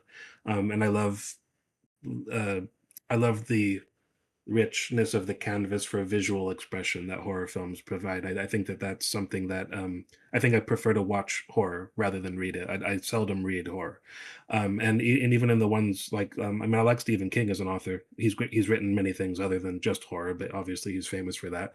But it's well known. Like the endings almost always suck. Like the things Mm. that's powerful about his stuff are the themes and the characters. Like I mean, I think that's the same here. I wouldn't say the ending sucked, but it's I definitely was we've already going to talked mention about it the before we fact that started fully winding down. I yeah, wanted to raise that was my yeah, one critique. Well, I mean, I mentioned a few things yeah. that I lightly didn't like, but I think one of the significant objective kind of critiques of this, partly as you say, Yeah. is a kind of result of the genre. It's a weakness of the Mhm. of the horror space, but also I think even without taking into account the ending of this one could have been stronger because the story does just kind of end. I mean, they catch him, Sure. Yeah. so they catch him and they It's a kill him, it's a and little that's it. abrupt. I mean, Yeah. he's done a lot of good work with the setup of everything with the female vampires in the castle. That kind of adds to the more of the climactic aspect to it. But with it being such an urgent and vigorous chase, and everything having been so successful in the initial confrontation of both Lucy and Dracula within London, I would have liked to have seen more of a rallying phase from him as the antagonist at the very end, more of a climactic struggle where he somehow, throws them off track and confronts them and beats them back a bit before they ultimately surmount that challenge and defeat him. It did just feel like there was supposed to be. It almost felt like he'd run out of time. Like there was a deadline he was working to, and he couldn't finish the last 3 hours of writing that would be left, or whatever it ended up being. Which is obviously not the case. I know. I know what you mean. It wouldn't but have been the reason, but I get what you mean. it Yeah, feels that level like and then at the end. But that being said, I don't. exactly. I don't. That is the vibe. Yeah. Yeah, I don't Unfortunately, feel that yeah. it needed a cherry on top. It's not that it soured the whole thing. It didn't undermine everything that came before. The dread, the build up, it's all there. It lacked that triumphant kind of kick of I payoff mean, that we get. quite frankly, people said that about a number of the better adaptations. Like I said, people thought that about Nosferatu. Like it does just kind of end, but it Yeah. ends on a perspective. It ends with purpose, but it does just kind of end. Yeah, and again, it speaks to So, that more realistic take that we talked about as well. If it had happened in real life and this is how it played out, that is how it would end. It doesn't need to play out like a story, and that's perhaps some of the modern sensibilities coming into the fray again. But I think that it would be best served by a more climactic ending. If that was the one change you wanted to make to the book, I think it would have been helped by that. At least for me personally. Yeah. The choice to kill Quincy was good, though. I think that was a nice Oh yeah. just a nice little bit of flair to it, and the fact that they gave the namesake to their child, their son. I think that was a good choice. No, I think that was very well earned, and the fact that it is him and John, like I said earlier, who ultimately are the ones that strike the final killing blow, I think his blows are really appropriate for the setup. I will say this too for the ending, as rushed as it is. I do like the fact that it describes like as Dracula's crumbling into dust. Like there was a brief flash of you know, relief, the Serenity, likes yeah. of which, yeah, of just like something as if that has been alive for this long, finally being able to be set free and let go. I think that was pretty powerful for abrupt as it was. But I do agree with you, Cal, and maybe a bit more could have been stuffed in there to really stick the landing. I completely agree on that as well. That piece, we mentioned it very glancingly earlier on with the fact that Mina was desperate to kind of have them keep that in mind, that sense of granting inner peace to a victim as much as an enemy, because obviously she was worried herself that if I fall, I don't want you, your last memories of me to be hate. I want you to understand that I was a victim myself of this, and if that's true of me, it's probably true of Dracula as well. I like that ingredient. I think that's a really powerful little add on and a bit of spice to the story that doesn't get dwelled on too much. But I don't think it would have been best served to do that with the amount of time that he had left in the story. I think it would have been a bit too cumbersome by the point that's introduced. Unless there was more done with the climax of the finale, like I said, if there was more done with the castle and the final battle, if it was shown more and expressed more there as perhaps like the manner of defeat, something like that could have worked well. But yeah, it was a key ingredient I think I really enjoyed. But as we were kind of wrapping up before, my take on this and something I want to say as well, if you haven't read this story, which we've kind of massively spoiled by this point, but if you probably knew most of the ingredients anyway, it's in the telling. The joy is in With how the much this has experiencing of influenced it. pop culture, it's Yeah. hard to. The content is not the key here. It's the expression of it. It's just the delivery. It's if you struggle, as I personally do as well, with some of the classics in terms of how they're being delivered to you, and the prose and the kind of more formal archaisms in so many of them, this is a story that sidesteps most of that. Don't be afraid of to read it for that reason. If you might be with others, it's a deeply advanced story for its time in its portrayal, and I really loved it. I'm almost certainly going to revisit this again in the future, which is the highest praise you can give a book, particularly of one that's from more than 100 years ago in the modern day. But Definitely. yeah, does anyone else have any last closing thoughts before we wrap this up? No, that was well said. I'm ready to go, and I'm glad that we looked at this. I didn't expect to have as much fun as we've all had, to be Yeah, honest. no, And it's been yeah, it's been nice. We should look at more. I like to Yeah, look at we'll definitely look at Frankenstein more next. classics as well, for sure. absolutely. Yeah. Yeah. This was a fantastic experience. I'm really, revisiting it after so long has really definitely it really helped me remember why it wasn't the book, but it was part of a time in my life that I really began to appreciate literature. So I'll always appreciate it for that. And looking back on it now, I can definitely see why again those it really made me feel that way at the time. So again, fantastic experience all around. Yeah. Well, with that all said, this has been our analysis of Bram Stoker's Dracula. We hope you've enjoyed. I am Callan, and I still don't have an outro. This is Matt. I'm not sure if it's my turn, but I always forget the order. Thanks for watching. Bye bye. Evan Nova 95. We hope you guys enjoyed. We'll see you guys later. Oh Goodbye. wait, I'm so disappointed. Nobody said this book sucked. Somebody had to say it just before we stopped.